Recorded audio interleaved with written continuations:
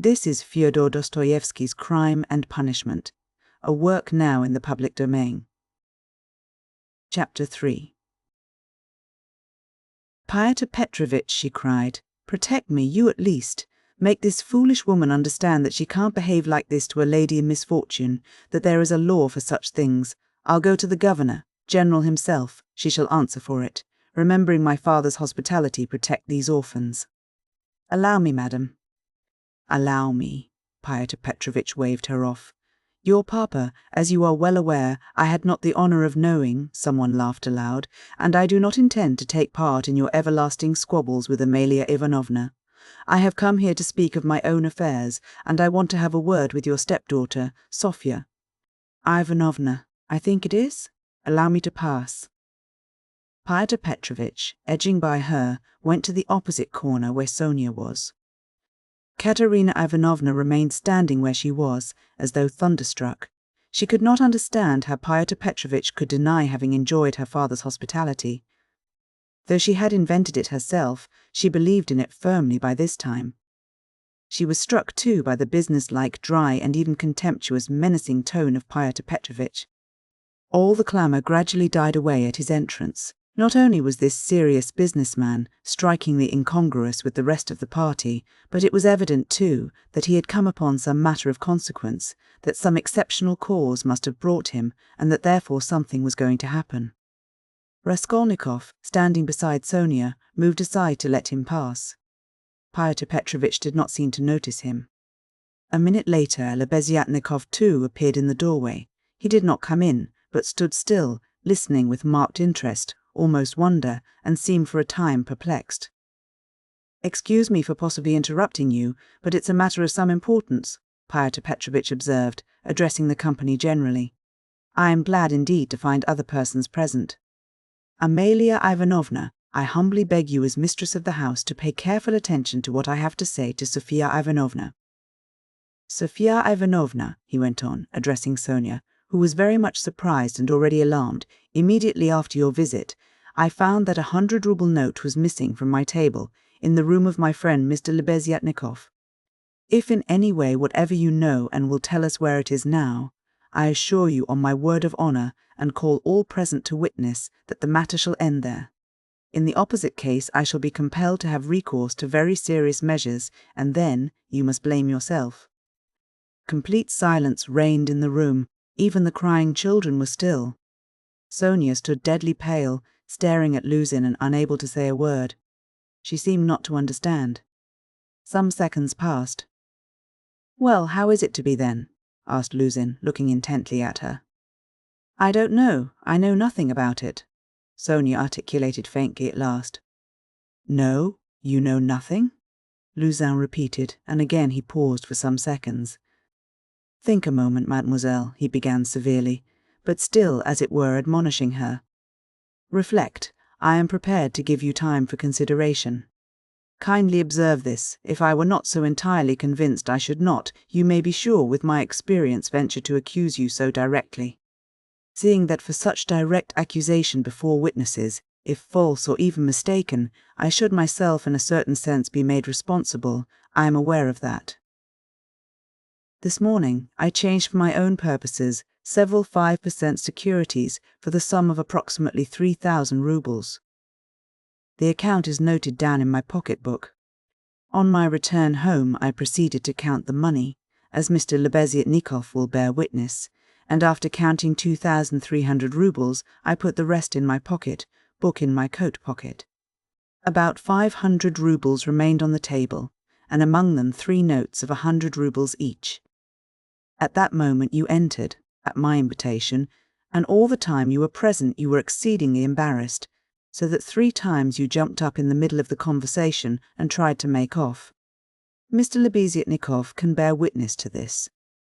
You yourself, mademoiselle, probably will not refuse to confirm my statement that I invited you through Mr. Lebeziatnikov solely in order to discuss with you the hopeless and destitute position of your relative, Katerina Ivanovna, whose dinner I was unable to attend, and the advisability of getting up something of the nature of a subscription, lottery, or the like for her benefit. You thanked me, and even shed tears. I describe all this as it took place, primarily to recall it to your mind, and secondly to show you that not the slightest detail has escaped my recollection. Then I took a 10-ruble note from the table and handed it to you by way of first installment on my part for the benefit of your relative. Mr. Lebeziatnikov saw all this. Then I accompanied you to the door, you being still in the same state of embarrassment, after which, being left alone with Mr. Lebeziatnikov, I talked to him for 10 minutes. Then Mr. Lebeziatnikov went out, and I returned to the table with the money lying on it, intending to count it and to put it aside, as I proposed doing before. To my surprise, 100-ruble note had disappeared. Kindly consider the position. Mr. Lebeziatnikov I cannot suspect. I am ashamed to allude to such a supposition. I cannot have made a mistake in my reckoning, for the minute before your entrance I had finished my accounts and found the total correct. You will admit that recollecting your embarrassment, your eagerness to get away, and the fact that you kept your hands for some time on the table, and taking into consideration your social position and the habits associated with it, I was, so to say, with horror and positively against my will, compelled to entertain a suspicion, a cruel but justifiable suspicion. I will add further and repeat that, in spite of my positive conviction, I realize that I run a certain risk in making this accusation, but as you see, I could not let it pass. I have taken action, and I will tell you why. Solely, madam, solely owing to your black ingratitude. Why? I invite you for the benefit of your destitute relative. I present you with my donation of 10 rubles, and you, on the spot, repay me for all that with such an action. It is too bad.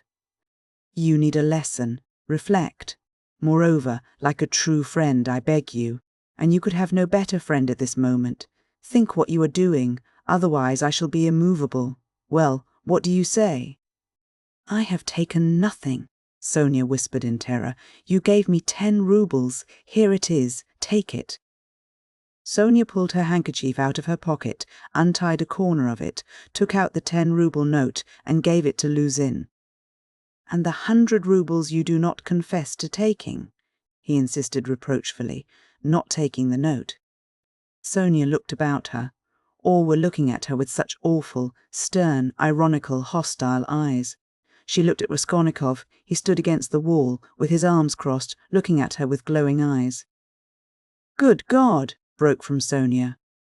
"Amalia Ivanovna, we shall have to send word to the police, and therefore I humbly beg you meanwhile to send for the house porter," Luzhin said softly and even kindly. "Gott der Barmherzig! I knew she was the thief," cried Amalia Ivanovna, throwing up her hands. "You knew it?" Luzhin caught her up. "Then I suppose you had some reason before this for thinking so." "I beg you, worthy Amalia Ivanovna, to remember your words which have been uttered before witnesses." There was a buzz of loud conversation on all sides. All were in movement. "What?" cried Katerina Ivanovna, suddenly realizing the position, and she rushed at Luzhin. "What? You accuse her of stealing? Sonia? Ah, the wretches, the wretches!" And running to Sonia, she flung her wasted arms round her and held her as in a vise. "Sonia! How dared you take 10 rubles from him? Foolish girl, give it to me." "Give me the 10 rubles at once. Here!" And snatching the note from Sonia, Katerina Ivanovna crumpled it up and flung it straight into Luzin's face. It hit him in the eye and fell on the ground. Amalia Ivanovna hastened to pick it up. Pyotr Petrovitch lost his temper. "Hold that mad woman!" he shouted. At that moment, several other persons, besides Lebeziatnikov, appeared in the doorway, among them the 2 ladies. "What? Mad? Am I mad? Idiot?" shrieked Katerina Ivanovna. "You are an idiot yourself, pettifogging lawyer, base man. Sonia, Sonia, take his money. Sonia a thief, why, she'd give away her last penny." And Katerina Ivanovna broke into hysterical laughter. "Did you ever see such an idiot?" She turned from side to side. "And you too?" She suddenly saw the landlady. "And you too, sausage-eater.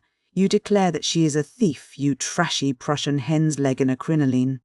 She hasn't been out of this room, she came straight from you, you wretch, and sat down beside me. Everyone saw her. She sat here, by Rodion Romanovitch." Search her. Since she's not left the room, the money would have to be on her. Search her, search her. But if you don't find it, then excuse me, my dear fellow, you'll answer for it. I'll go to our sovereign, to our gracious Tsar himself, and throw myself at his feet. Today, this minute. I am alone in the world. They would let me in. Do you think they wouldn't? You're wrong. I will get in. I will get in. You reckoned on her meekness. You relied upon that. But I am not so submissive, let me tell you. You've gone too far yourself. Search her, search her. And Katerina Ivanovna, in a frenzy, shook Luzin and dragged him towards Sonia. I am ready. I'll be responsible. But calm yourself, madam, calm yourself. I see that you are not so submissive. Well, well, but as to that, Luzin muttered, that ought to be before the police, though indeed there are witnesses enough as it is. I am ready. But in any case it's difficult for a man. On account of her sex, but with the help of Amalia Ivanovna, though, of course, it's not the way to do things. How is it to be done? As you will. Let anyone who likes search her, cried Katerina Ivanovna. Sonia, turn out your pockets. See, look, monster, the pocket is empty. Here was her handkerchief. Here is the other pocket, look. Do you see, do you see? And Katerina Ivanovna turned, or rather snatched, both pockets inside out. But from the right pocket a piece of paper flew out and, describing a parabola in the air, fell at Luzin's feet. Everyone saw it, several cried out. Pyotr Petrovitch stooped down, picked up the paper in 2 fingers, lifted it where all could see it, and opened it. It was a 100-ruble note, folded in 8. Pyotr Petrovitch held up the note, showing it to everyone. Thief! Out of my lodging! Police! Police! Yelled Amalia Ivanovna. They must to Siberia be sent. Away! Exclamations arose on all sides.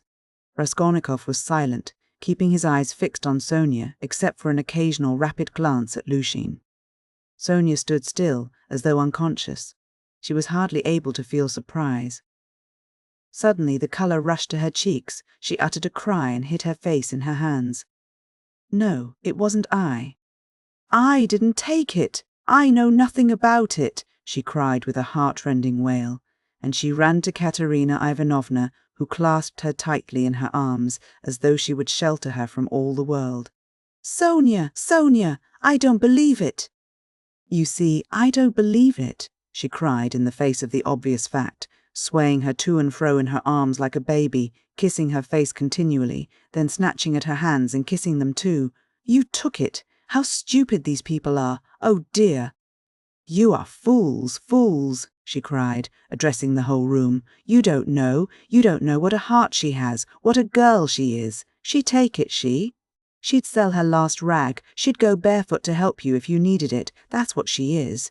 She has the yellow passport, because my children were starving, she sold herself for us. Ah, husband, husband, do you see? Do you see? What a memorial dinner for you. Merciful heavens. Defend her. Why are you all standing still? Rodion Romanovitch, why don't you stand up for her? Do you believe it too? You are not worth her little finger, all of you together. Good God. Defend her now at least. The wail of the poor, consumptive, helpless woman seemed to produce a great effect on her audience. The agonized, wasted, consumptive face, the parched, blood-stained lips, the hoarse voice, the tears unrestrained as a child's, the trustful, childish, and yet despairing prayer for help were so piteous that everyone seemed to feel for her. Pyotr Petrovitch, at any rate, was at once moved to compassion. Madam, madam, this incident does not reflect upon you, he cried impressively. No one would take upon himself to accuse you of being an instigator, or even an accomplice in it, especially as you have proved her guilt by turning out her pockets, showing that you had no previous idea of it. I am most ready to show compassion, if poverty, so to speak, drove Sofya Semyonovna to it. But why did you refuse to confess, mademoiselle? Were you afraid of the disgrace? The first step? You lost your head, perhaps? One can quite understand it. But how could you have lowered yourself to such an action? Gentlemen, he addressed the whole company, gentlemen, compassionate and, so to say, commiserating these people, I am ready to overlook it even now in spite of the personal insult lavished upon me, and may this disgrace be a lesson to you for the future. he said, addressing Sonia, and I will carry the matter no further. Enough. Pyotr Petrovitch stole a glance at Raskolnikov. Their eyes met, and the fire in Raskolnikov seemed ready to reduce him to ashes. Meanwhile, Katerina Ivanovna apparently heard nothing. She was kissing and hugging Sonia like a madwoman. The children, too, were embracing Sonia on all sides, and Polenka, though she did not fully understand what was wrong, was drowned in tears and shaking with sobs as she hid her pretty little face, swollen with weeping, on Sonia's shoulder. "How vile!" a loud voice cried suddenly in the doorway. Pyotr Petrovitch looked round quickly. "What vileness?" Lebeziatnikov repeated, staring him straight in the face. Pyotr Petrovitch gave a positive start. All noticed it and recalled it afterwards. Lebeziatnikov strode into the room. "And you dared to call me as witness," he said, going up to Pyotr Petrovitch. "What do you mean? What are you talking about?" muttered Luzin. "I mean that you are a slanderer. That's what my words mean." Lebeziatnikov said hotly, looking sternly at him with his short-sighted eyes. He was extremely angry. Raskolnikov gazed intently at him, as though seizing and weighing each word. Again there was a silence. Pyotr Petrovitch, indeed, seemed almost dumbfounded for the first moment. "If you mean that for me," he began, stammering. "But what's the matter with you? Are you out of your mind?" "I'm in my mind, but you are a scoundrel. Ah, how vile! I have heard everything.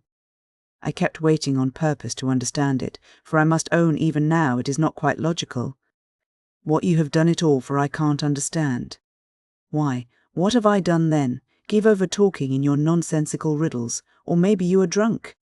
You may be a drunkard, perhaps, vile man, but I am not.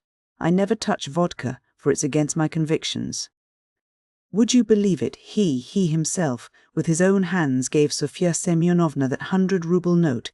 I saw it, I was a witness, I'll take my oath. He did it, he," repeated Lebeziatnikov, addressing all. "Are you crazy, milksop?" squealed Luzin. "She is herself before you. She herself here declared just now before everyone that I gave her only 10 roubles. How could I have given it to her?"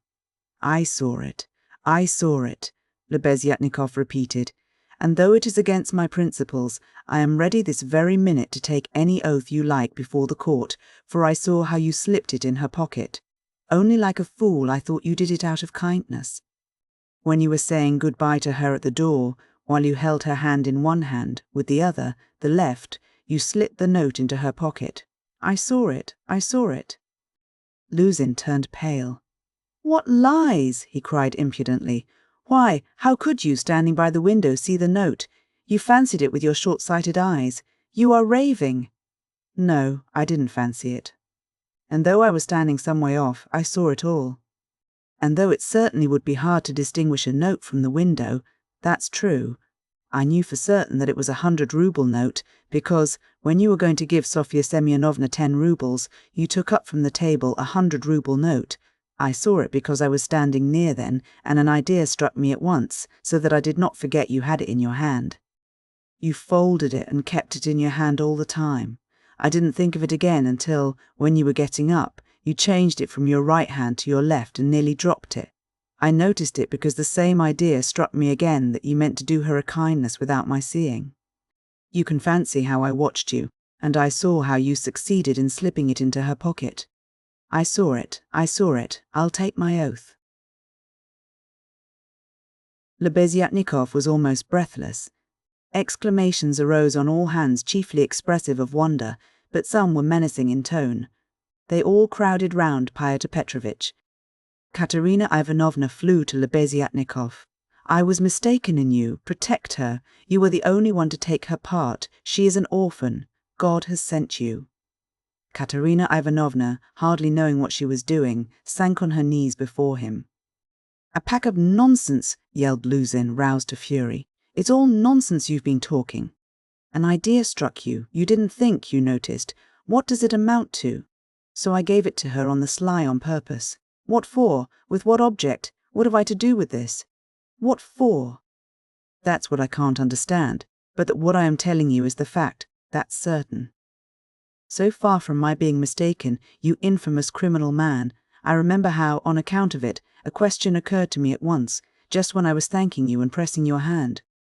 What made you put it secretly in her pocket? Why you did it secretly, I mean. Could it be simply to conceal it from me, knowing that my convictions are opposed to yours, and that I do not approve of private benevolence, which effects no radical cure? Well, I decided that you really were ashamed of giving such a large sum before me. Perhaps, too, I thought he wants to give her a surprise when she finds a whole 100-ruble note in her pocket. For I know, some benevolent people are very fond of decking out their charitable actions in that way. Then the idea struck me, too, that you wanted to test her, to see whether, when she found it, she would come to thank you. Then, too, that you wanted to avoid thanks, and that, as the saying is, your right hand should not know. Something of that sort, in fact. I thought of so many possibilities that I put off considering it, but still thought it indelicate to show you that I knew your secret. But another idea struck me again, that Sofya Semyonovna might easily lose the money before she noticed it. That was why I decided to come in here to call her out of the room and to tell her that you put 100 rubles in her pocket. But on my way I went first to Madame Kobylatnikov's to take them the general treatise on the positive method, and especially to recommend Paiderit's article, and also Wagner's. Then I come on here, and what a state of things I find. Now could I have all these ideas and reflections if I had not seen you put the 100-ruble note in her pocket?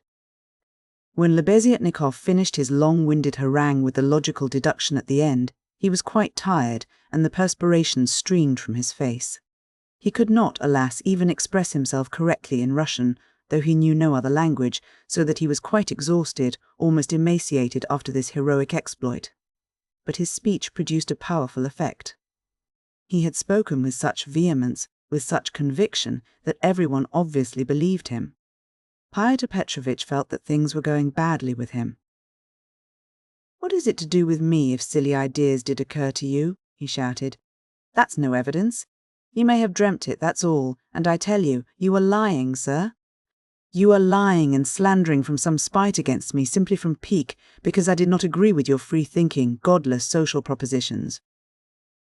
But this retort did not benefit Pyotr Petrovitch. Murmurs of disapproval were heard on all sides.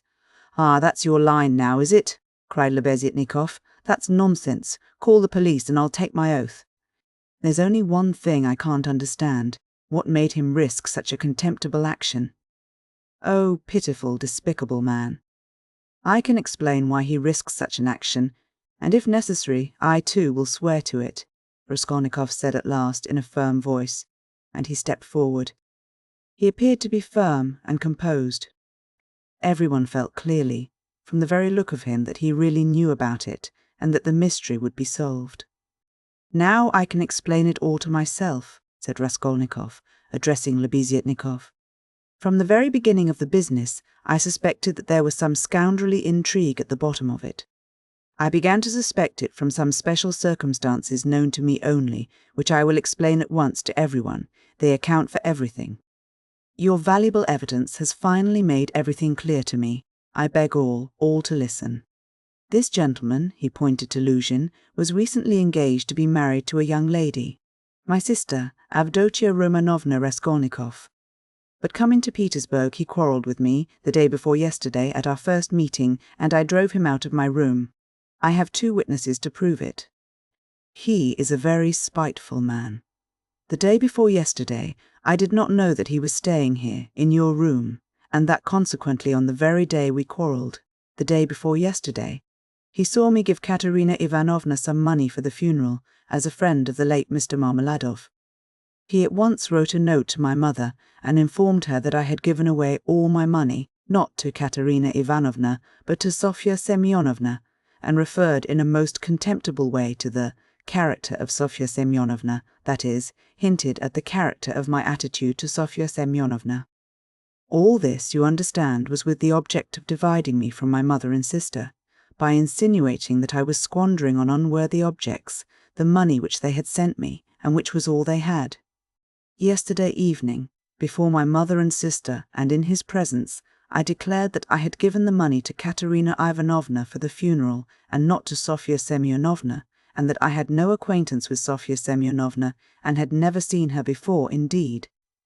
At the same time I added that he, Pyotr Petrovitch Luzin, with all his virtues, was not worth Sofya Semyonovna's little finger, though he spoke so ill of her.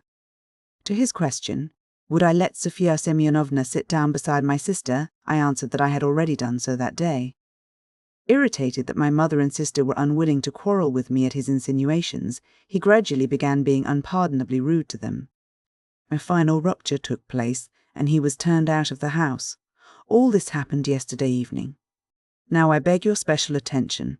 Consider, if he had now succeeded in proving that Sofya Semyonovna was a thief, he would have shown to my mother and sister that he was almost right in his suspicions, that he had reason to be angry at my putting my sister on a level with Sofya Semyonovna, that, in attacking me, he was protecting and preserving the honour of my sister, his betrothed.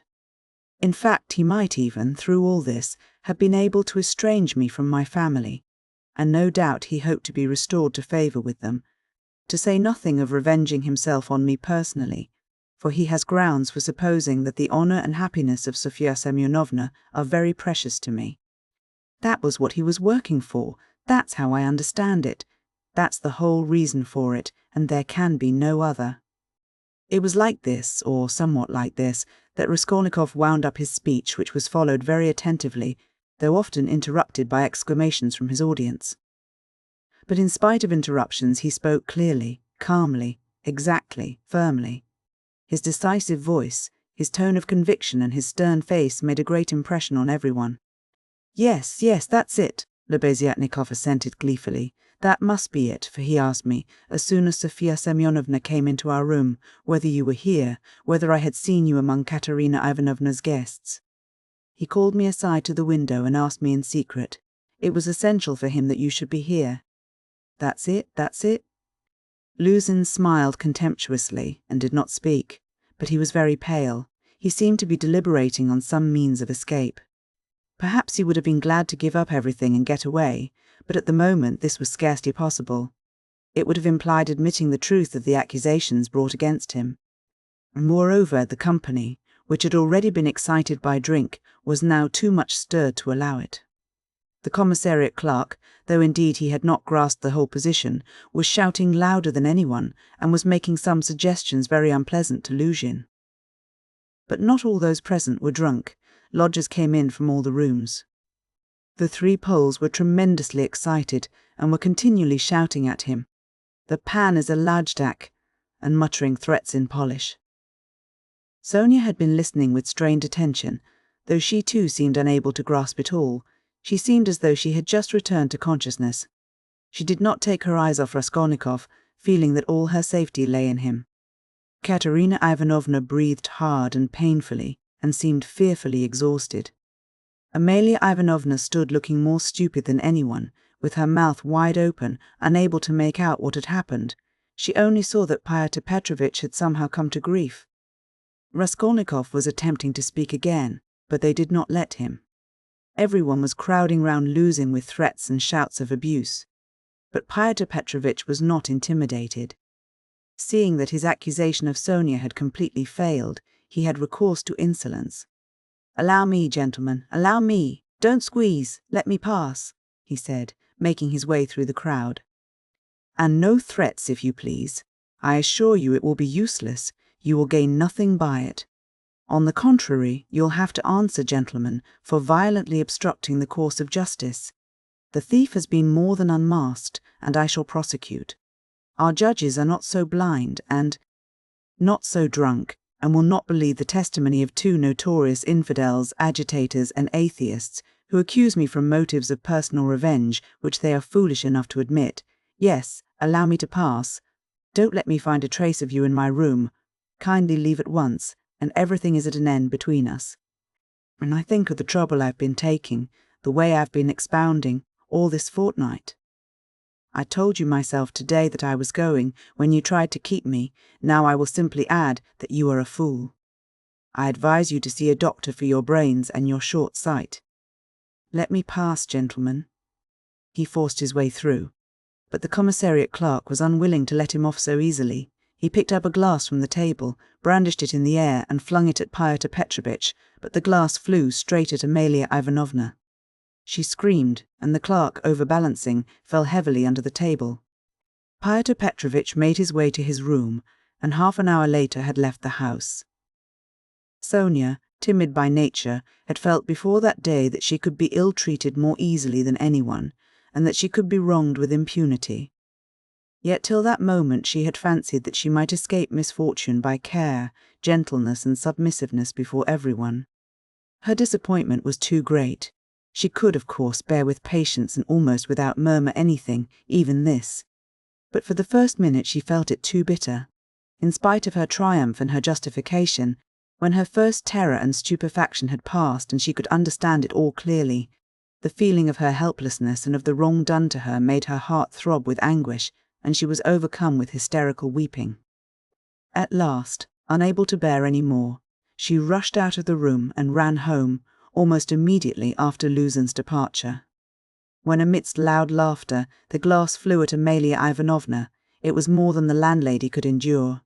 With a shriek she rushed like a fury at Katerina Ivanovna, considering her to blame for everything. "Out of my lodgings! At once! Quick march!" And with these words she began snatching up everything she could lay her hands on that belonged to Katerina Ivanovna and throwing it on the floor. Katerina Ivanovna, pale, almost fainting and gasping for breath, jumped up from the bed where she had sunk in exhaustion and darted at Amalia Ivanovna. But the battle was too unequal. The landlady waved her away like a feather. What? As though that godless calumny was not enough. This vile creature attacks me what, on the day of my husband's funeral, I am turned out of my lodging. After eating my bread and salt, she turns me into the street with my orphans. Where am I to go? Wailed the poor woman, sobbing and gasping. Good God, she cried with flashing eyes, is there no justice upon earth? Whom should you protect if not us orphans? We shall see. There is law and justice on earth, there is, I will find it. Wait a bit, godless creature. Polenka, stay with the children, I'll come back. Wait for me, if you have to wait in the street. We will see whether there is justice on earth. And throwing over her head that green shawl which Marmeladov had mentioned to Raskolnikov, Katerina Ivanovna squeezed her way through the disorderly and drunken crowd of lodgers who still filled the room, and, wailing and tearful, she ran into the street, with a vague intention of going at once somewhere to find justice. Polenka, with the two little ones in her arms, crouched, terrified, on the trunk in the corner of the room, where she waited trembling for her mother to come back.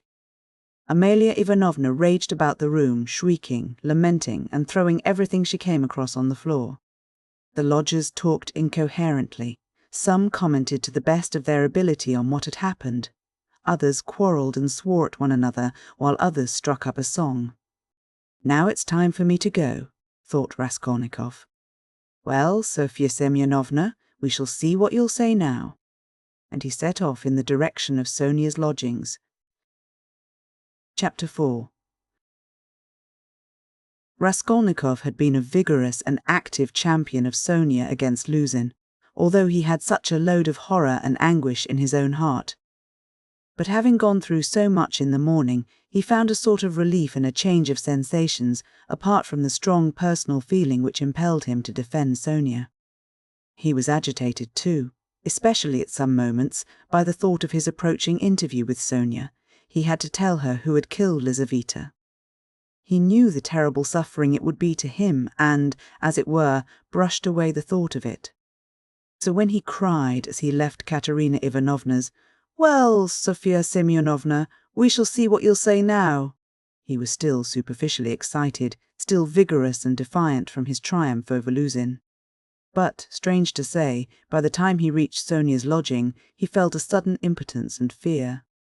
He stood still in hesitation at the door, asking himself the strange question. Must he tell her who killed Lizaveta? It was a strange question because he felt at the very time not only that he could not help telling her, but also that he could not put off the telling.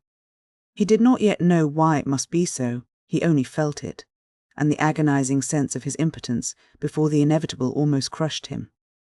To cut short his hesitation and suffering, he quickly opened the door and looked at Sonia from the doorway. She was sitting with her elbows on the table and her face in her hands, but seeing Raskolnikov, she got up at once and came to meet him, as though she were expecting him. "What would have become of me but for you?" she said quickly, meeting him in the middle of the room. Evidently she was in haste to say this to him. It was what she had been waiting for. Raskolnikov went to the table and sat down on the chair from which she had only just risen. She stood facing him, 2 steps away, just as she had done the day before. "Well, Sonia?" he said, and felt that his voice was trembling. "It was all due to your social position and the habits associated with it. Did you understand that just now?" Her face showed her distress. "Only don't talk to me as you did yesterday," she interrupted him. "Please don't begin it. There is misery enough without that." She made haste to smile, afraid that he might not like the reproach. "I was silly to come away from there. What is happening there now? I wanted to go back directly, but I kept thinking that you would come," he told her, "that Amalia Ivanovna was turning them out of their lodging, and that Katerina Ivanovna had run off somewhere to seek justice." "My God!" cried Sonia. "Let's go at once." And she snatched up her cape. "It's everlastingly the same thing," said Raskolnikov irritably. "You've no thought except for them. Stay a little with me." "But Katerina Ivanovna?" "You won't lose Katerina Ivanovna. You may be sure she'll come to you herself since she has run out," he added peevishly. "If she doesn't find you here, you'll be blamed for it." Sonia sat down in painful suspense. Raskolnikov was silent, gazing at the floor and deliberating. "This time Luzin did not want to prosecute you," he began, not looking at Sonia. "But if he had wanted to, if it had suited his plans, he would have sent you to prison if it had not been for Lebeziatnikov and me." "Ah?" "Yes," she assented in a faint voice. "Yes," she repeated, preoccupied and distressed. "But I might easily not have been there, and it was quite an accident Lebeziatnikov's turning up." Sonia was silent. "And if you'd gone to prison, what then? Do you remember what I said yesterday?" Again she did not answer. He waited. "I thought you would cry out again. Don't speak of it, leave off." Raskolnikov gave a laugh, but rather a forced one. "What, silence again?" he asked a minute later. "We must talk about something, you know. It would be interesting for me to know how you would decide a certain problem, as Lebeziatnikov would say." He was beginning to lose the thread. "No, really, I am serious. Imagine, Sonia, that you had known all Luzin's intentions beforehand. Known, that is, for a fact, that they would be the ruin of Katerina Ivanovna, and the children and yourself thrown in, since you don't count yourself for anything. Polenka too, for she'll go the same way. Well, if suddenly it all depended on your decision whether he or they should go on living, that is whether Luzin should go on living and doing wicked things, or Katerina Ivanovna should die. How would you decide which of them was to die? I ask you." Sonia looked uneasily at him. There was something peculiar in this hesitating question, which seemed approaching something in a roundabout way. "I felt that you were going to ask some question like that," she said, looking inquisitively at him. "I dare say you did, but how is it to be answered?" "Why do you ask about what could not happen?" said Sonia reluctantly. "Then it would be better for Luzin to go on living and doing wicked things." "You haven't dared to decide even that. But I can't know the divine providence. And why do you ask what can't be answered? What's the use of such foolish questions? How could it happen that it should depend on my decision? Who has made me a judge to decide who is to live and who is not to live? Oh, if the divine providence is to be mixed up in it, there is no doing anything," Raskolnikov grumbled morosely. "You'd better say straight out what you want," Sonia cried in distress.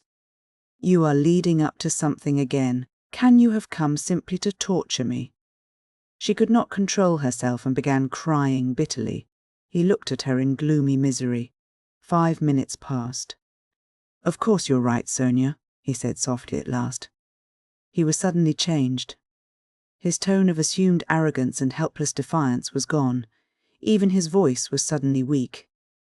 "I told you yesterday that I was not coming to ask forgiveness, and almost the first thing I've said is to ask forgiveness. I said that about Luzhin and Providence for my own sake. I was asking forgiveness, Sonia." He tried to smile, but there was something helpless and incomplete in his pale smile. He bowed his head and hid his face in his hands. And suddenly, A strange, surprising sensation of a sort of bitter hatred for Sonia passed through his heart. As it were wondering and frightened of this sensation, he raised his head and looked intently at her. But he met her uneasy and painfully anxious eyes fixed on him. There was love in them. His hatred vanished like a phantom. It was not the real feeling, he had taken the one feeling for the other. It only meant that that minute had come. He hid his face in his hands again and bowed his head. Suddenly he turned pale, got up from his chair, looked at Sonia, and without uttering a word sat down mechanically on her bed. His sensations that moment were terribly like the moment when he had stood over the old woman with the axe in his hand and felt that he must not lose another minute. "What's the matter?" asked Sonia, dreadfully frightened. He could not utter a word. This was not at all the way he had intended to tell, and he did not understand what was happening to him now. She went up to him, softly, sat down on the bed beside him and waited, not taking her eyes off him. Her heart throbbed and sank. It was unendurable. He turned his deadly pale face to her. His lips worked, helplessly struggling to utter something. A pang of terror passed through Sonia's heart. "What's the matter?" she repeated, drawing a little away from him. "Nothing, Sonia, don't be frightened. It's nonsense. It really is nonsense if you think of it," he muttered, like a man in delirium. "Why have I come to torture you?" he added suddenly, looking at her. "Why, really?" "I keep asking myself that question, Sonia." He had perhaps been asking himself that question a quarter of an hour before. But now he spoke helplessly, hardly knowing what he said and feeling a continual tremor all over. "Oh, how you are suffering," she muttered in distress, looking intently at him. "It's all nonsense. Listen, Sonia." He suddenly smiled, a pale, helpless smile for 2 seconds. "You remember what I meant to tell you yesterday?" Sonia waited uneasily. "I said as I went away that perhaps I was saying goodbye forever, but that if I came today I would tell you who killed Lizaveta." She began trembling all over. "Well, here I've come to tell you." "Then you really meant it yesterday," she whispered with difficulty. "How do you know?" she asked quickly, as though suddenly regaining her reason. Sonia's face grew paler and paler, and she breathed painfully. "I know." She paused a minute. "Have they found him?" she asked timidly. "No." "Then how do you know about Eat?" she asked again, hardly audibly, and again after a minute's pause. He turned to her and looked very intently at her. "Guess," he said, with the same distorted, helpless smile. A shudder passed over her. "But why do you frighten me like this?" she said, smiling like a child. "I must be a great friend of his since I know," Raskolnikov went on, still gazing into her face, as though he could not turn his eyes away. "He did not mean to kill that Lizaveta. He killed her accidentally. He meant to kill the old woman when she was alone, and he went there. And then Lizaveta came in. He killed her too." Another awful moment passed. Both still gazed at one another. "You can't guess, then?" he asked suddenly, feeling as though he were flinging himself down from a steeple. "N?" "No," whispered Sonia. "Take a good look." As soon as he had said this again, the same familiar sensation froze his heart. He looked at her, and all at once seemed to see in her face the face of Lizaveta. He remembered clearly the expression in Lizaveta's face, when he approached her with the axe, and she stepped back to the wall, putting out her hand, with childish terror in her face, looking as little children do when they begin to be frightened of something, looking intently and uneasily at what frightens them, shrinking back and holding out their little hands on the point of crying. Almost the same thing happened now to Sonia. With the same helplessness and the same terror, she looked at him for a while, and, suddenly putting out her left hand, pressed her fingers faintly against his breast and slowly began to get up from the bed, moving further from him and keeping her eyes fixed even more immovably on him.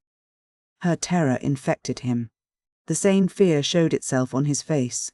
In the same way he stared at her, and almost with the same childish smile. "Have you guessed?" he whispered at last. "Good God!" broke in an awful wail from her bosom. She sank helplessly on the bed with her face in the pillows, but a moment later she got up, moved quickly to him, seized both his hands and, gripping them tight in her thin fingers, began looking into his face again with the same intense stare. In this last desperate look she tried to look into him and catch some last hope. But there was no hope, there was no doubt remaining, it was all true. Later on, indeed, when she recalled that moment, she thought it strange and wondered why she had seen at once that there was no doubt. She could not have said, for instance, that she had foreseen something of the sort. And yet now, as soon as he told her, she suddenly fancied that she had really foreseen this very thing. "Stop, Sonia, enough. Don't torture me," he begged her miserably. It was not at all like this he had thought of telling her, but this is how it happened. She jumped up, seeming not to know what she was doing, and, wringing her hands, walked into the middle of the room, but quickly went back and sat down again beside him, her shoulder almost touching his. All of a sudden she started as though she had been stabbed, uttered a cry, and fell on her knees before him. She did not know why. "What have you done? What have you done to yourself?" she said in despair, and jumping up she flung herself on his neck, threw her arms round him, and held him tightly. Raskolnikov drew back and looked at her with a mournful smile. "You are a strange girl, Sonia. You kiss me and hug me when I tell you about that. You don't think what you are doing." "There is no one in the whole world now so unhappy as you," she cried in a frenzy, not hearing what he said, and she suddenly broke into violent hysterical weeping. A feeling, long unfamiliar to him, flooded his heart and softened it at once. He did not struggle against it. 2 tears started into his eyes and hung on his eyelashes. "Then you won't leave me, Sonia?" he said, looking at her almost with hope. "No, never, nowhere," cried Sonia. I will follow you everywhere." "Oh, my God, oh, how miserable I am! Why didn't I know you before? Why didn't you come before? Oh, dear! Here I have come. Yes, now. What's to be done now? Together, she repeated as it were unconsciously, and she hugged him again. "I'll follow you to Siberia," he recoiled at this, and the same hostile, almost haughty smile came to his lips. "Perhaps I don't want to go to Siberia yet, Sonia," he said. Sonia looked at him quickly. Again, after her first passionate, agonizing sympathy for the unhappy man, the terrible idea of the murder overwhelmed her. In his changed tone she seemed to hear the murderer speaking. She looked at him bewildered. She knew nothing as yet, why, how, with what object it had been. Now all these questions rushed at once into her mind. And again she could not believe it. He is a murderer. Could it be true? What's the meaning of it? Where am I? She said in complete bewilderment, as though still unable to recover herself. How could you, a man like you, how could you bring yourself to it? What does it mean? Oh, well, to plunder. Leave off, Sonia, he answered wearily, almost with vexation. Sonia stood as though struck dumb, but suddenly she cried, "You were hungry. It was, to help your mother." "Yes?" "No, Sonia, no," he muttered, turning away and hanging his head. "I was not so hungry. I certainly did want to help my mother, but that's not the real thing either." "Don't torture me, Sonia." Sonia clasped her hands. Could it all be true? Good God, what a truth! Who could believe it? And how could you give away your last farthing and yet rob and murder? "Ah," she cried suddenly, "that money you gave Katerina Ivanovna, that money, can that money—" "No, Sonia," he broke in hurriedly, "that money was not it. Don't worry yourself. That money my mother sent me, and it came when I was ill, the day I gave it to you. Razumihin saw it. He received it for me. That money was mine, my own." Sonia listened to him in bewilderment and did her utmost to comprehend. "And that money, I don't even know really whether there was any money," he added softly, as though reflecting. "I took a purse off her neck, made of chamois leather, a purse stuffed full of something, but I didn't look in it, I suppose I hadn't time. And the things, chains and trinkets, I buried under a stone with the purse next morning in the yard off the V Prospect. They're all there now." Sonia strained every nerve to listen. "Then Why? Why? You said you did it to Rob, but you took nothing, she asked quickly, catching at a straw. I don't know. I haven't yet decided whether to take that money or not, he said, musing again, and seeming to wake up with a start, he gave a brief, ironical smile. Ach, what silly stuff I am talking, eh? The thought flashed through Sonia's mind. Wasn't he mad? But she dismissed it at once. No, it was something else. She could make nothing of it, nothing. Do you know, Sonia, he said suddenly with conviction, let me tell you, if I'd simply killed because I was hungry, laying stress on every word and looking enigmatically but sincerely at her, I should be happy now. You must believe that. What would it matter to you? He cried a moment later with a sort of despair. What would it matter to you if I were to confess that I did wrong? What do you gain by such a stupid triumph over me? Ah, Sonia, was it for that I've come to you today? Again Sonia tried to say something, but did not speak. I asked you to go with me yesterday because you are all I have left. Go where? Asked Sonia timidly. Not to steal and not to murder. Don't be anxious, he smiled bitterly. We are so different. And you know, Sonia, it's only now, only this moment that I understand where I asked you to go with me yesterday. Yesterday, when I said it, I did not know where. I asked you for one thing, I came to you for one thing, not to leave me. You won't leave me, Sonia. She squeezed his hand. And why? Why did I tell her? Why did I let her know? He cried a minute later in despair, looking with infinite anguish at her. Here you expect an explanation from me, Sonia. You are sitting and waiting for it, I see that. But what can I tell you? You won't understand and will only suffer misery. On my account. Well, you are crying and embracing me again. Why do you do it? Because I couldn't bear my burden and have come to throw it on another. You suffer too, and I shall feel better. And can you love such a mean wretch? But aren't you suffering too? Cried Sonia. Again, a wave of the same feeling surged into his heart, and again for an instant softened it. Sonia, I have a bad heart. Take note of that. It may explain a great deal. I have come because I am bad. There are men who wouldn't have come. But I am a coward and a mean wretch. But never mind. That's not the point. I must speak now, but I don't know how to begin. He paused and sank into thought. Ah, we are so different, he cried again. We are not alike. And why? Why did I come? I shall never forgive myself that. No, no, it was a good thing you came, cried Sonia. It's better I should know, far better. He looked at her with anguish. What if it were really that? He said, as though reaching a conclusion. Yes, that's what it was. I wanted to become a Napoleon. That is why I killed her. Do you understand now? No, Sonia whispered naively and timidly. Only speak, speak. I shall understand in myself. She kept begging him. You'll understand. Very well, we shall see. He paused and was for some time lost in meditation. It was like this, I asked myself one day this question. What if Napoleon, for instance, had happened to be in my place, and if he had not had Toulon nor Egypt, nor the passage of Mont Blanc to begin his career with, but instead of all those picturesque and monumental things, there had simply been some ridiculous old hag, a pawnbroker, who had to be murdered too to get money from her trunk, for his career, you understand. Oh, would he have brought himself to that if there had been no other means? Wouldn't he have felt a pang at its being so far from monumental and sinful too? Well, I must tell you that I worried myself fearfully over that question, so that I was awfully ashamed when I guessed at last, all of a sudden, somehow, that it would not have given him the least pang, that it would not even have struck him that it was not monumental, that he would not have seen that there was anything in it to pause over, and that, if he had had no other way, he would have strangled her in a minute without thinking about it. Well, I too left off thinking about it, murdered her, following his example. And that's exactly how it was.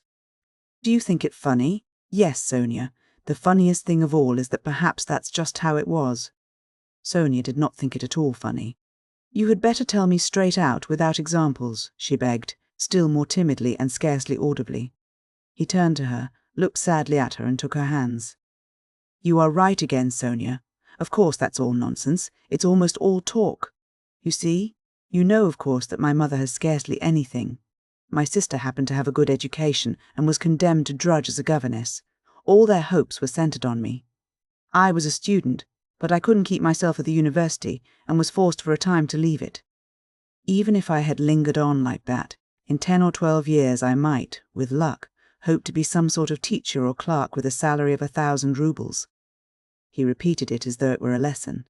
And by that time my mother would be worn out with grief and anxiety, and I could not succeed in keeping her in comfort while my sister. Well, my sister might well have fared worse. And it's a hard thing to pass everything by all one's life, to turn one's back upon everything, to forget one's mother and decorously accept the insults inflicted on one's sister. Why should one? When one has buried them, to burden oneself with others, wife and children, and to leave them again without a farthing. So I resolved to gain possession of the old woman's money and to use it for my first years without worrying my mother, to keep myself at the university and for a little while after leaving it, and to do this all on a broad, thorough scale, so as to build up a completely new career and enter upon a new life of independence. Well, that's all. Well, of course, in killing the old woman I did wrong. Well, that's enough. He struggled to the end of his speech in exhaustion and let his head sink. "Oh, that's not it, Sonia cried in distress. "How could one? No, that's not right, not right. You see yourself that it's not right. But I've spoken truly, it's the truth." As though that could be the truth. "Good God! I've only killed a louse, Sonia, a useless, loathsome, harmful creature. A human being, a louse." "I too know it wasn't a louse," he answered, looking strangely at her. "But I am talking nonsense, Sonia," he added. "I've been talking nonsense a long time. That's not it, you are right there. There were quite other causes for it. I haven't talked to anyone for so long, Sonia. My head aches dreadfully now." His eyes shone with feverish brilliance. He was almost delirious. An uneasy smile strayed on his lips. His terrible exhaustion could be seen through his excitement. Sonia saw how he was suffering. She too was growing dizzy. And he talked so strangely, it seemed somehow comprehensible, but yet... But how? How? Good God! And she wrung her hands in despair. "No, Sonia, that's not it," he began again suddenly, raising his head as though a new and sudden train of thought had struck and as it were roused him. "That's not it. Better, imagine. Yes, it's certainly better. Imagine that I am vain, envious, malicious, base, vindictive and, well, perhaps with a tendency to insanity. Let's have it all out at once. They've talked of madness already, I noticed. I told you just now I could not keep myself at the university. But do you know that perhaps I might have done? My mother would have sent me what I needed for the fees, and I could have earned enough for clothes, boots and food, no doubt. Lessons had turned up at half a rouble. Razumihin works, but I turned sulky and wouldn't. Yes, sulkiness, that's the right word for it. I sat in my room like a spider. You've been in my den, you've seen it. And do you know, Sonia, that low ceilings and tiny rooms cramp the soul and the mind? Ah, how I hated that garret. And yet I wouldn't go out of it. I wouldn't on purpose. I didn't go out for days together, and I wouldn't work, I wouldn't even eat. I just lay there doing nothing. If Nastasia brought me anything, I ate it. If she didn't, I went all day without. I wouldn't ask, on purpose, from sulkiness. At night I had no light. I lay in the dark, and I wouldn't earn money for candles. I ought to have studied, but I sold my books, and the dust lies an inch thick on the notebooks on my table. I preferred lying still and thinking, and I kept thinking, and I had dreams all the time, strange dreams of all sorts, no need to describe. Only then I began to fancy that, no, that's not it. Again, I am telling you wrong. You see, I kept asking myself then, why am I so stupid that if others are stupid, and I know they are, yet I won't be wiser? Then I saw, Sonia, that if one waits for everyone to get wiser, it will take too long. Afterwards I understood that that would never come to pass, that men won't change, and that nobody can alter it, and that it's not worth wasting effort over it. Yes, that's so. That's the law of their nature, Sonia, that's so. And I know now, Sonia, that whoever is strong in mind and spirit will have power over them. Anyone who is greatly daring is right in their eyes. He who despises most things will be a lawgiver among them, and he who dares most of all will be most in the right. So it has been till now, and so it will always be. A man must be blind not to see it. Though Raskolnikov looked at Sonia as he said this, he no longer cared whether she understood or not. The fever had complete hold of him. He was in a sort of gloomy ecstasy. He certainly had been too long without talking to anyone. Sonia felt that his gloomy creed had become his faith and code. I divined then, Sonia, he went on eagerly, that power is only vouchsafed to the man who dares to stoop and pick it up. There is only one thing needful, one has only to dare. Then for the first time in my life an idea took shape in my mind which no one had ever thought of before me, no one. I saw clear as daylight how strange it is that not a single person living in this mad world has had the daring to go straight for it all and send it flying to the devil. I wanted to have the daring, and I killed her. I only wanted to have the daring, Sonia. That was the whole cause of it. Oh, hush, hush, cried Sonia, clasping her hands. You turned away from God, and God has smitten you, has given you over to the devil. Then, Sonia, when I used to lie there in the dark, and all this became clear to me, was it a temptation of the devil, eh? Hush, don't laugh, blasphemer. You don't understand. You don't understand. Oh, God, he won't understand. Hush, Sonia, I am not laughing. I know myself that it was the devil leading me. Hush, Sonia, hush, he repeated with gloomy insistence. I know it all. I have thought it all over and whispered it all over to myself, lying there in the dark. I've argued it all over with myself, every point of it, and I know it all. And how sick I was then of going over it all. I have kept wanting to forget it and make a new beginning, Sonia, and leave off thinking. And you don't suppose that I went into it headlong like a fool. I went into it like a wise man, and that was just my destruction. And you mustn't suppose that I didn't know, for instance, that if I began to question myself whether I had the right to gain power, I certainly hadn't the right, or that if I asked myself whether a human being is a louse, it proved that it wasn't so for me, though it might be for a man who would go straight to his goal without asking questions.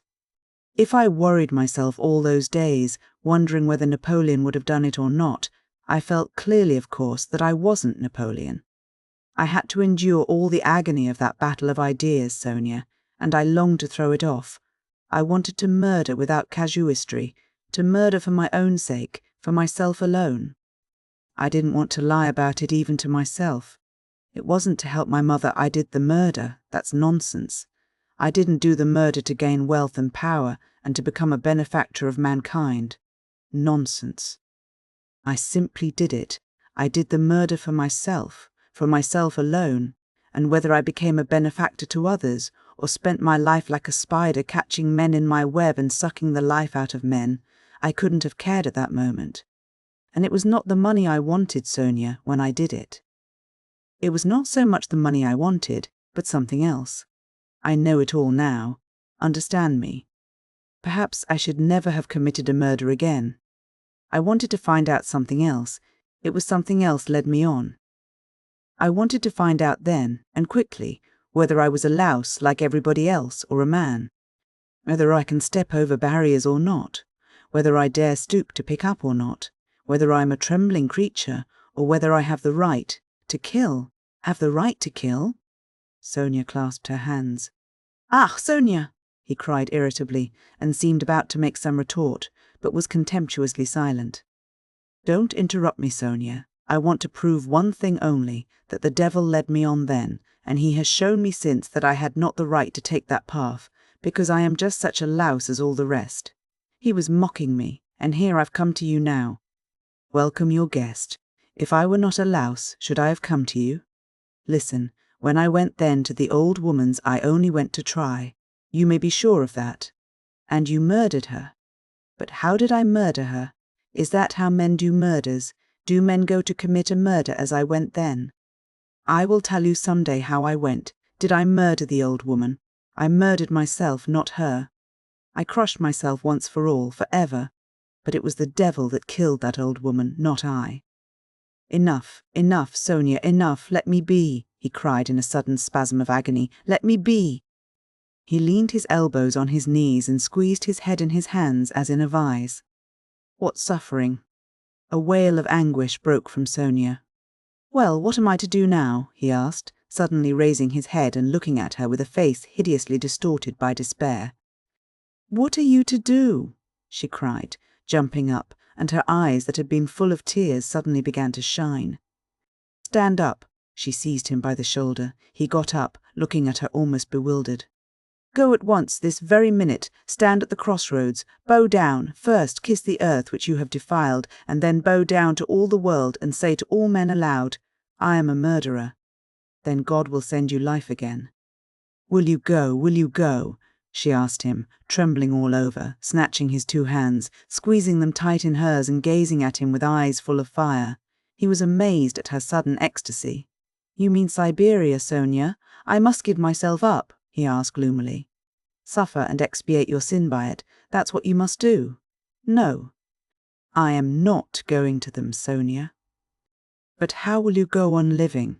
What will you live for? Cried Sonia. How is it possible now? Why, how can you talk to your mother? Oh, what will become of them now? But what am I saying? You have abandoned your mother and your sister already. He has abandoned them already. Oh God! She cried. Why, he knows it all himself. How? How can he live by himself? What will become of you now? Don't be a child, Sonia, he said softly. What wrong have I done them? Why should I go to them? What should I say to them? That's only a phantom. They destroy men by millions themselves and look on it as a virtue. They are knaves and scoundrels, Sonia. I am not going to them. And what should I say to them?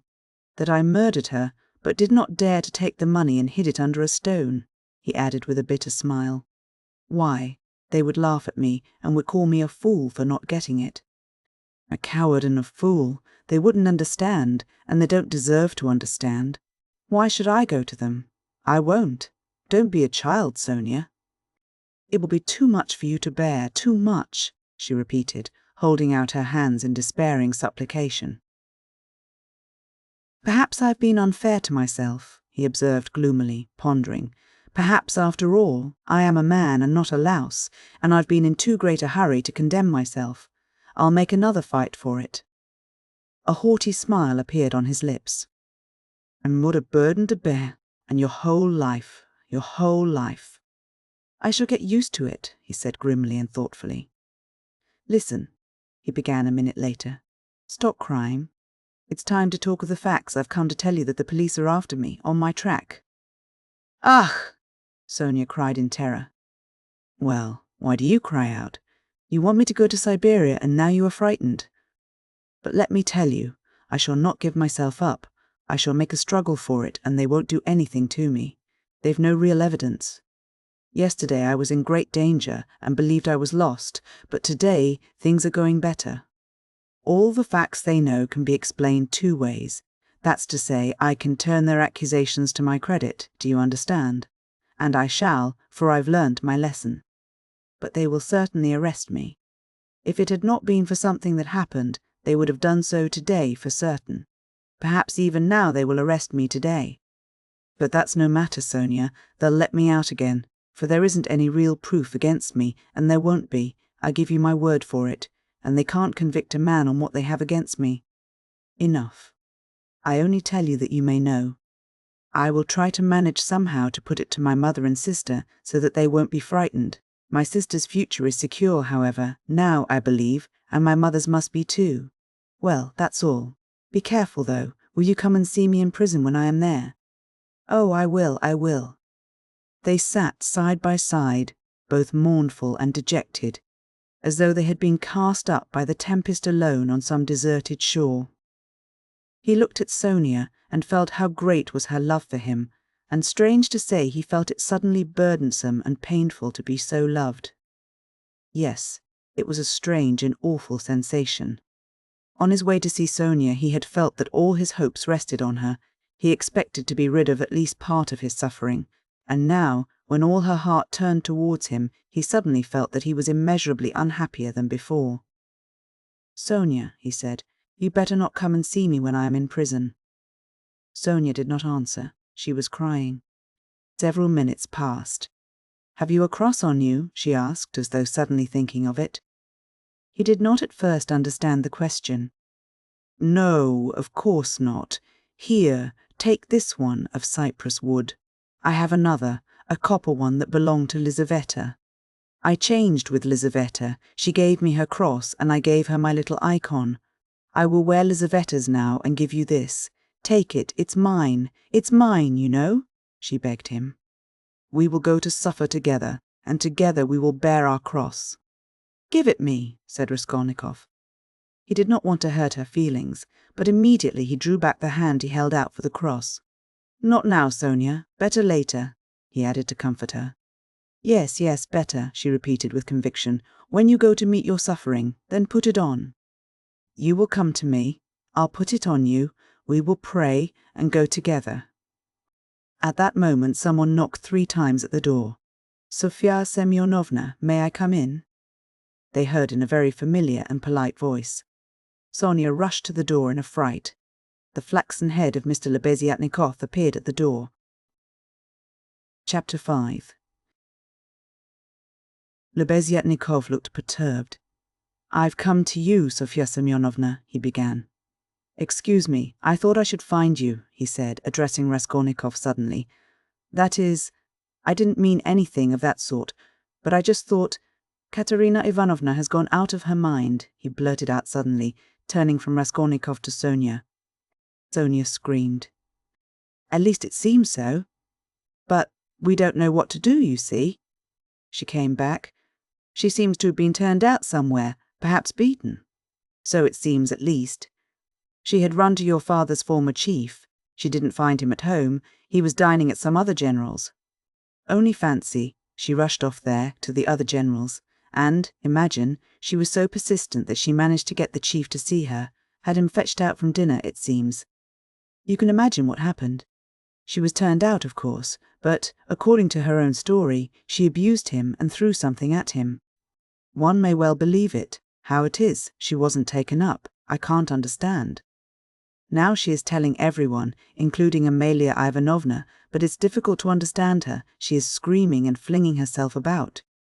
Oh yes, she shouts that since everyone has abandoned her, she will take the children and go into the street with a barrel organ, and the children will sing and dance, and she too, and collect money, and will go every day under the general's window to let everyone see well-born children, whose father was an official, begging in the street. She keeps beating the children, and they are all crying. She is teaching Lida to sing My Village, the boy to dance, Polenka the same. She is tearing up all the clothes and making them little caps like actors. She means to carry a tin basin and make it tinkle instead of music. She won't listen to anything. Imagine the state of things. It's beyond anything, Lebeziatnikov would have gone on. But Sonia, who had heard him almost breathless, snatched up her cloak and hat and ran out of the room, putting on her things as she went. Raskolnikov followed her, and Lebeziatnikov came after him. "She has certainly gone mad," he said to Raskolnikov as they went out into the street. "I didn't want to frighten Sofya Semyonovna, so I said it seemed like it, but there isn't a doubt of it. They say that in consumption the tubercles sometimes occur in the brain. It's a pity I know nothing of medicine. I did try to persuade her, but she wouldn't listen." "Did you talk to her about the tubercles?" "Not precisely of the tubercles. Besides, she wouldn't have understood. But what I say is, that if you convince a person logically that he has nothing to cry about, he'll stop crying. That's clear. Is it your conviction that he won't?" "Life would be too easy if it were so," answered Raskolnikov.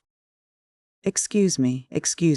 Of course it would be rather difficult for Katerina Ivanovna to understand, but do you know that in Paris they have been conducting serious experiments as to the possibility of curing the insane simply by logical argument? One professor there, a scientific man of standing, lately dead, believed in the possibility of such treatment. His idea was that there's nothing really wrong with the physical organism of the insane, and that insanity is, so to say, a logical mistake, an error of judgment, an incorrect view of things. He gradually showed the madman his error, and, would you believe it, they say he was successful. But as he made use of douches too, how far success was due to that treatment remains uncertain, so it seems at least. Raskolnikov had long ceased to listen. Reaching the house where he lived, he nodded to Lebeziatnikov and went in at the gate. Lebeziatnikov woke up with a start, looked about him and hurried on. Raskolnikov went into his little room and stood still in the middle of it. Why had he come back here? He looked at the yellow and tattered paper, at the dust, at his sofa. From the yard came a loud, continuous knocking. Someone seemed to be hammering. He went to the window, rose on tiptoe and looked out into the yard for a long time with an air of absorbed attention. But the yard was empty and he could not see who was hammering. In the house on the left he saw some open windows. On the window sills were pots of sickly-looking geraniums. Linen was hung out of the windows. He knew it all by heart. He turned away and sat down on the sofa. Never, never had he felt himself so fearfully alone. Yes, he felt once more that he would perhaps come to hate Sonia now that he had made her more miserable. Why had he gone to her to beg for her tears? What need had he to poison her life? Oh, the meanness of it. I will remain alone, he said resolutely, and she shall not come to the prison. 5 minutes later he raised his head with a strange smile. That was a strange thought. Perhaps it really would be better in Siberia, he thought suddenly. He could not have said how long he sat there with vague thoughts surging through his mind. All at once the door opened and Dunya came in. At first she stood still and looked at him from the doorway, just as he had done at Sonia. Then she came in and sat down in the same place as yesterday, on the chair facing him. He looked silently and almost vacantly at her. Don't be angry, brother, I've only come for 1 minute, said Dunya. Her face looked thoughtful but not stern. Her eyes were bright and soft. He saw that she too had come to him with love. Brother, now I know all. All. Dmitri Prokofitch has explained and told me everything. They are worrying and persecuting you through a stupid and contemptible suspicion. Dmitri Prokofitch told me that there is no danger and that you are wrong in looking upon it with such horror. I don't think so, and I fully understand how indignant you must be, and that indignation may have a permanent effect on you. That's what I am afraid of. As for your cutting yourself off from us, I don't judge you, I don't venture to judge you, and forgive me for having blamed you for it. I feel that I too, if I had so great a trouble, should keep away from everyone. I shall tell Mother nothing of this, but I shall talk about you continually and shall tell her from you that you will come very soon. Don't worry about her, I will set her mind at rest, but don't you try her too much. Come once at least, remember that she is your mother. And now I have come simply to say, Dunya began to get up, that if you should need me, or should need, all my life or anything, call me, and I'll come. Goodbye. And she turned abruptly and went towards the door. Dunya. Raskolnikov stopped her and went towards her. That Razumihin, Dmitri Prokofitch, is a very good fellow. Dunya flushed slightly. Well, she asked, waiting a moment, he is competent, hard-working, honest and capable of real love. Goodbye, Dunya. Dunya flushed crimson, then suddenly she took alarm. But what does it mean, brother? Are we really parting forever that you give me such a parting message? Never mind, goodbye. He turned away and walked to the window. She stood a moment, looked at him uneasily, and went out troubled. No, he was not cold to her. There was an instant, the very last one, when he had longed to take her in his arms and say goodbye to her, and even to tell her, but he had not dared even to touch her hand. Afterwards she may shudder when she remembers that I embraced her, and will feel that I stole her kiss. And would she stand that test? He went on a few minutes later to himself. No, she wouldn't. Girls like that can't stand things. They never do. And he thought of Sonia. There was a breath of fresh air from the window. The daylight was fading. He took up his cap and went out. He could not, of course, and would not consider how ill he was. But all this continual anxiety and agony of mind could not but affect him. And if he were not lying in high fever, it was perhaps just because this continual inner strain helped to keep him on his legs and in possession of his faculties. But this artificial excitement could not last long. He wandered aimlessly. The sun was setting. A special form of misery had begun to oppress him of late. There was nothing poignant, nothing acute about it, but there was a feeling of permanence, of eternity about it. It brought a foretaste of hopeless years of this cold, leaden misery, a foretaste of an eternity on a square yard of space. Towards evening, this sensation usually began to weigh on him more heavily. With this idiotic, purely physical weakness, depending on the sunset or something, one can't help doing something stupid. "You'll go to Dunia, as well as to Sonia," he muttered bitterly. He heard his name called. He looked round. Lebeziatnikov rushed up to him. "Only fancy, I've been to your room looking for you. Only fancy, she's carried out her plan and taken away the children. Sofya Semyonovna and I have had a job to find them. She's rapping on a frying pan and making the children dance. The children are crying. They keep stopping at the crossroads, and in front of shops there's a crowd of fools running after them. Come along." "And Sonia?" Raskolnikov asked anxiously, hurrying after Lebeziatnikov. "Simply frantic. That is, it's not Sofya Semyonovna's frantic, but Katerina Ivanovna, though Sofya Semyonova's frantic too. But Katerina Ivanovna is absolutely frantic. I tell you she is quite mad. They'll be taken to the police. You can fancy what an effect that will have. They are on the canal bank near the bridge now, not far from Sofya Semyonovna's, quite close." On the canal bank near the bridge, and not 2 houses away from the one where Sonia lodged, there was a crowd of people, consisting principally of gutter children. The hoarse, broken voice of Katerina Ivanovna could be heard from the bridge, and it certainly was a strange spectacle likely to attract a street crowd. Katerina Ivanovna, in her old dress with the green shawl, wearing a torn straw hat, crushed in a hideous way on one side, was really frantic. She was exhausted and breathless. Her wasted, consumptive face looked more suffering than ever, and indeed, out of doors in the sunshine, a consumptive always looks worse than at home. But her excitement did not flag, and every moment her irritation grew more intense. She rushed at the children, shouted at them, coaxed them, told them before the crowd how to dance and what to sing, began explaining to them why it was necessary, and driven to desperation by their not understanding, beat them. Then she would make a rush at the crowd, if she noticed any decently dressed person stopping to look. She immediately appealed to him to see what these children, from a genteel, one may say aristocratic, house had been brought to. If she heard laughter or jeering in the crowd, she would rush at once at the scoffers and begin squabbling with them. Some people laughed, others shook their heads, but everyone felt curious at the sight of the madwoman with the frightened children. The frying pan of which Lebeziatnikov had spoken was not there, at least Raskolnikov did not see it.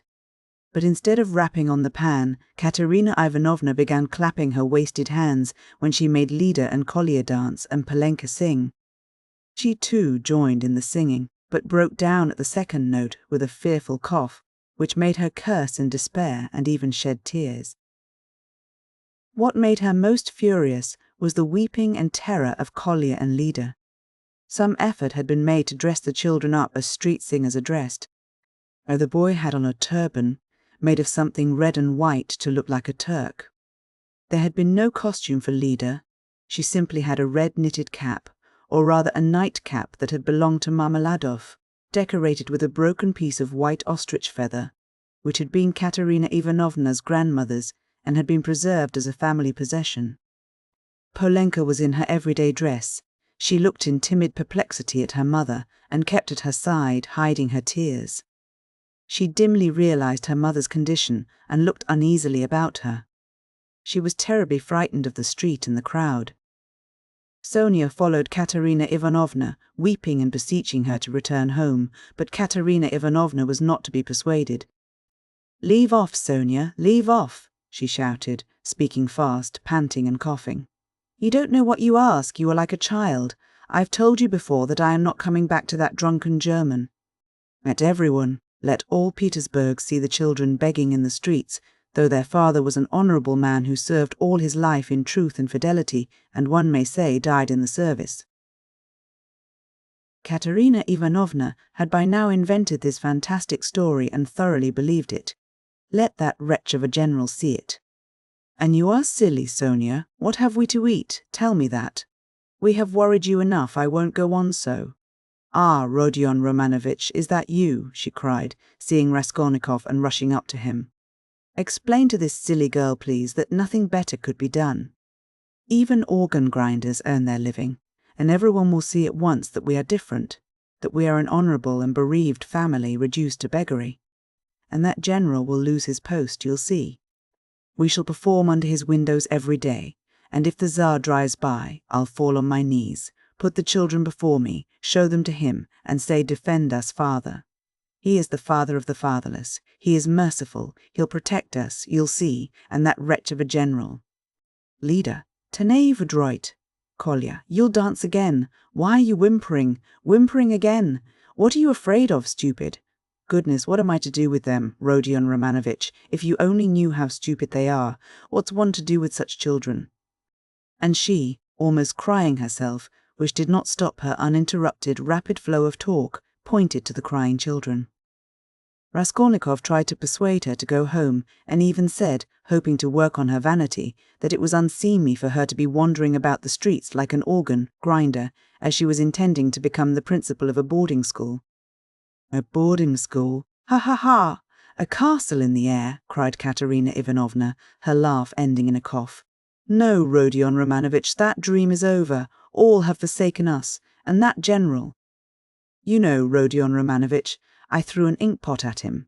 It happened to be standing in the waiting room by the paper where you sign your name. I wrote my name, threw it at him, and ran away. Oh, the scoundrels, but enough of them. Now I'll provide for the children myself. I won't bow down to anybody.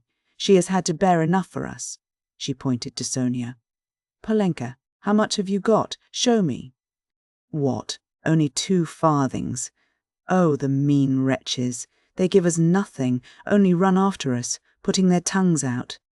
There, what is that blockhead laughing at? She pointed to a man in the crowd. It's all because Kolya here is so stupid. I have such a bother with him. What do you want, Polenka? Tell me in French. Parlez-moi français. Why, I've taught you. You know some phrases.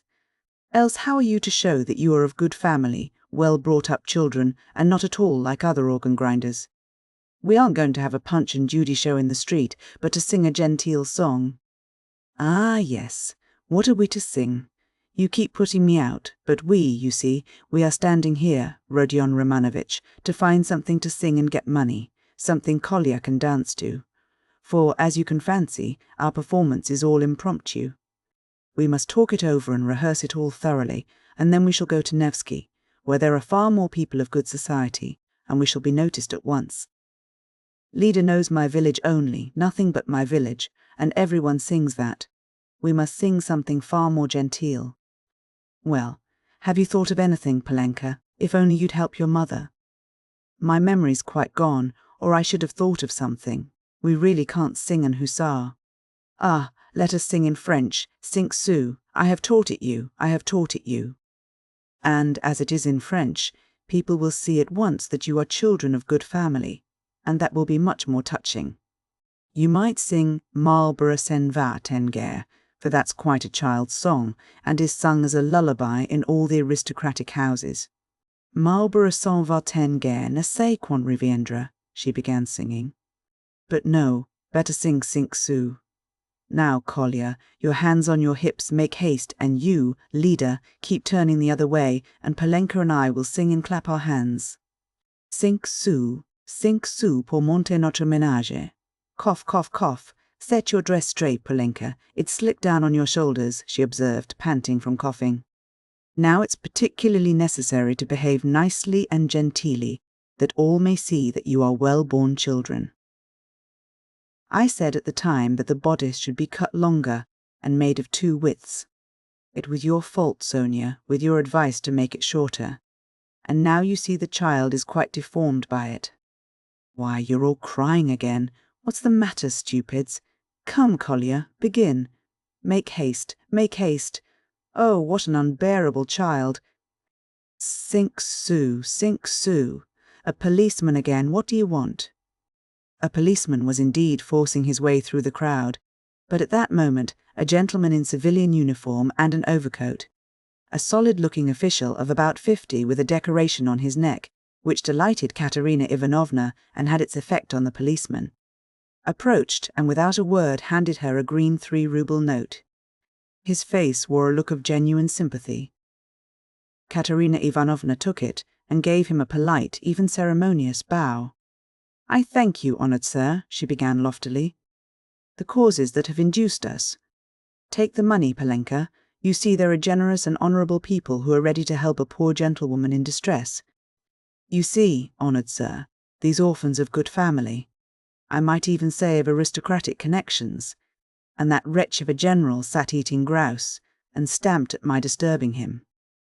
'Your Excellency,' I said, 'protect the orphans, for you knew my late husband, Semyon Zaharovitch, and on the very day of his death the basest of scoundrels slandered his only daughter.' 'That policeman again! Protect me!' she cried to the official. 'Why is that policeman edging up to me? We have only just run away from one of them. What do you want, fool?' 'It's forbidden in the streets. You mustn't make a disturbance.' 'It's your making a disturbance. It's just the same as if I were grinding an organ. What business is it of yours? You have to get a license for an organ, and you haven't got one, and in that way you collect a crowd.' 'Where do you lodge?' 'What, a license?' wailed Katerina Ivanovna. 'I buried my husband today. What need of a license?' 'Calm yourself, madam, calm yourself,' began the official. 'Come along, I will escort you. This is no place for you in the crowd. You are ill.' 'Honoured sir, you don't know,' screamed Katerina Ivanovna. 'We are going to the Nevsky. Sonia, Sonia, Sonia, where is she? She is crying too. What's the matter with you all?' 'Collier, leader, where are you going?' she cried suddenly in alarm. 'Oh, silly children. Collier, leader, where are they off to?' Collier and leader, scared out of their wits by the crowd, and their mother's mad pranks, suddenly seized each other by the hand and ran off at the sight of the policeman who wanted to take them away somewhere. Weeping and wailing, poor Katerina Ivanovna ran after them. She was a piteous and unseemly spectacle as she ran, weeping and panting for breath. Sonia and Palenka rushed after them. Bring them back, Sonia! Oh, stupid, ungrateful children! Palenka, catch them! It's for your sakes, She stumbled as she ran and fell down. 'She's cut herself, she's bleeding!' 'Oh dear!' cried Sonia, bending over her. All ran up and crowded around. Raskolnikov and Lebeziatnikov were the first at her side. The official, too, hastened up, and behind him the policeman who muttered, 'Bother!' with a gesture of impatience, feeling that the job was going to be a troublesome one. 'Pass on, he said to the crowd that pressed forward. 'She's dying!' someone shouted. 'She's gone out of her mind,' said another. 'Lord have mercy upon us,' said a woman, crossing herself. 'Have they caught the little girl and the boy?' 'They're being brought back. The elder one's got them.' 'Ah, the naughty imps!' When they examined Katerina Ivanovna carefully, they saw that she had not cut herself against a stone, as Sonia thought, but that the blood that stained the pavement red was from her chest. 'I've seen that before,' muttered the official to Raskolnikov and Lebeziatnikov. 'That's consumption. The blood flows and chokes the patient. I saw the same thing with a relative of my own not long ago, nearly a pint of blood, all in a minute. What's to be done, though? She is dying.' 'This way, to my room,' Sonia implored. 'I live here. See, that house, the second from here. Come to me, make haste.' She turned from one to the other. 'Send for the doctor. Oh, dear.' Thanks to the official's efforts, this plan was adopted, the policeman even helping to carry Katerina Ivanovna. She was carried to Sonia's room, almost unconscious, and laid on the bed. The blood was still flowing, but she seemed to be coming to herself. Raskolnikov, Lebeziatnikov, and the official accompanied Sonia into the room and were followed by the policeman, who first drove back the crowd which followed to the very door. Polenka came in holding Kolya and Lida, who were trembling and weeping. Several persons came in too from the Kapanamov's room, the landlord, a lame one-eyed man, of strange appearance with whiskers and hair that stood up like a brush, his wife, a woman with an everlastingly scared expression, and several open-mouthed children with wonder-struck faces. Among these, Svidrigailov suddenly made his appearance. Raskolnikov looked at him with surprise, not understanding where he had come from and not having noticed him in the crowd. A doctor and priest were spoken of. The official whispered to Raskolnikov that he thought it was too late now for the doctor, but he ordered him to be sent for. Kapanamov ran himself. Meanwhile, Katerina Ivanovna had regained her breath. The bleeding ceased for a time. She looked with sick but intent and penetrating eyes at Sonia, who stood pale and trembling, wiping the sweat from her brow with a handkerchief. At last she asked to be raised. They sat her up on the bed, supporting her on both sides. "Where are the children?" she said in a faint voice. "You've brought them, Polenka. Oh, the sillies! Why did you run away? Oh!" Once more her parched lips were covered with blood. She moved her eyes, looking about her. "So that's how you live, Sonia. Never once have I been in your room." She looked at her with a face of suffering. "We have been your ruin, Sonia. Polenka, Lida, Kolya, come here." "Well, here they are, Sonia. Take them all. I hand them over to you. I've had enough. The ball is over. Cough. Lay me down. Let me die in peace." They laid her back on the pillow. "What, the priest? I don't want him." "You haven't got a rouble to spare. I have no sins. God must forgive me without that. He knows how I have suffered. And if he won't forgive me, I don't care." She sank more and more into uneasy delirium. At times she shuddered, turned her eyes from side to side, recognized everyone for a minute, but at once sank into delirium again. Her breathing was hoarse and difficult. There was a sort of rattle in her throat. "I said to him, Your Excellency," she ejaculated, gasping after each word, "that Amalia Ludvigovna, Lida, Kolya, hands on your hips, make haste. Glissez, glissez. Pas de basque, tap with your heels, be a graceful child. Du hast Diamanten und Perlen, what next? That's the thing to sing. Du hast die schönsten Augen, Mädchen. Was willst du mehr? What an idea. Was willst du mehr? What things the fool invents. Ah, yes, in the heat of midday in the Vale of Dagestan. Ah, how I loved it. I loved that song to distraction, Polenka. Your father, you know, used to sing it when we were engaged. Oh, those days. Oh, that's the thing for us to sing." "How does it go? I've forgotten. Remind me. How was it?" She was violently excited and tried to sit up. At last, in a horribly hoarse, broken voice, she began, shrieking and gasping at every word, with a look of growing terror. "In the heat of midday, in the Vale of Dagestan, with lead in my breast." "Your Excellency," she wailed suddenly with a heart-rending scream and a flood of tears, "protect the orphans." "You have been their father's guest, one may say aristocratic." She started, regaining consciousness, and gazed at all with a sort of terror, but at once recognized Sonia. "Sonia, Sonia," she articulated softly and caressingly, as though surprised to find her there. "Sonia, darling, are you here too?"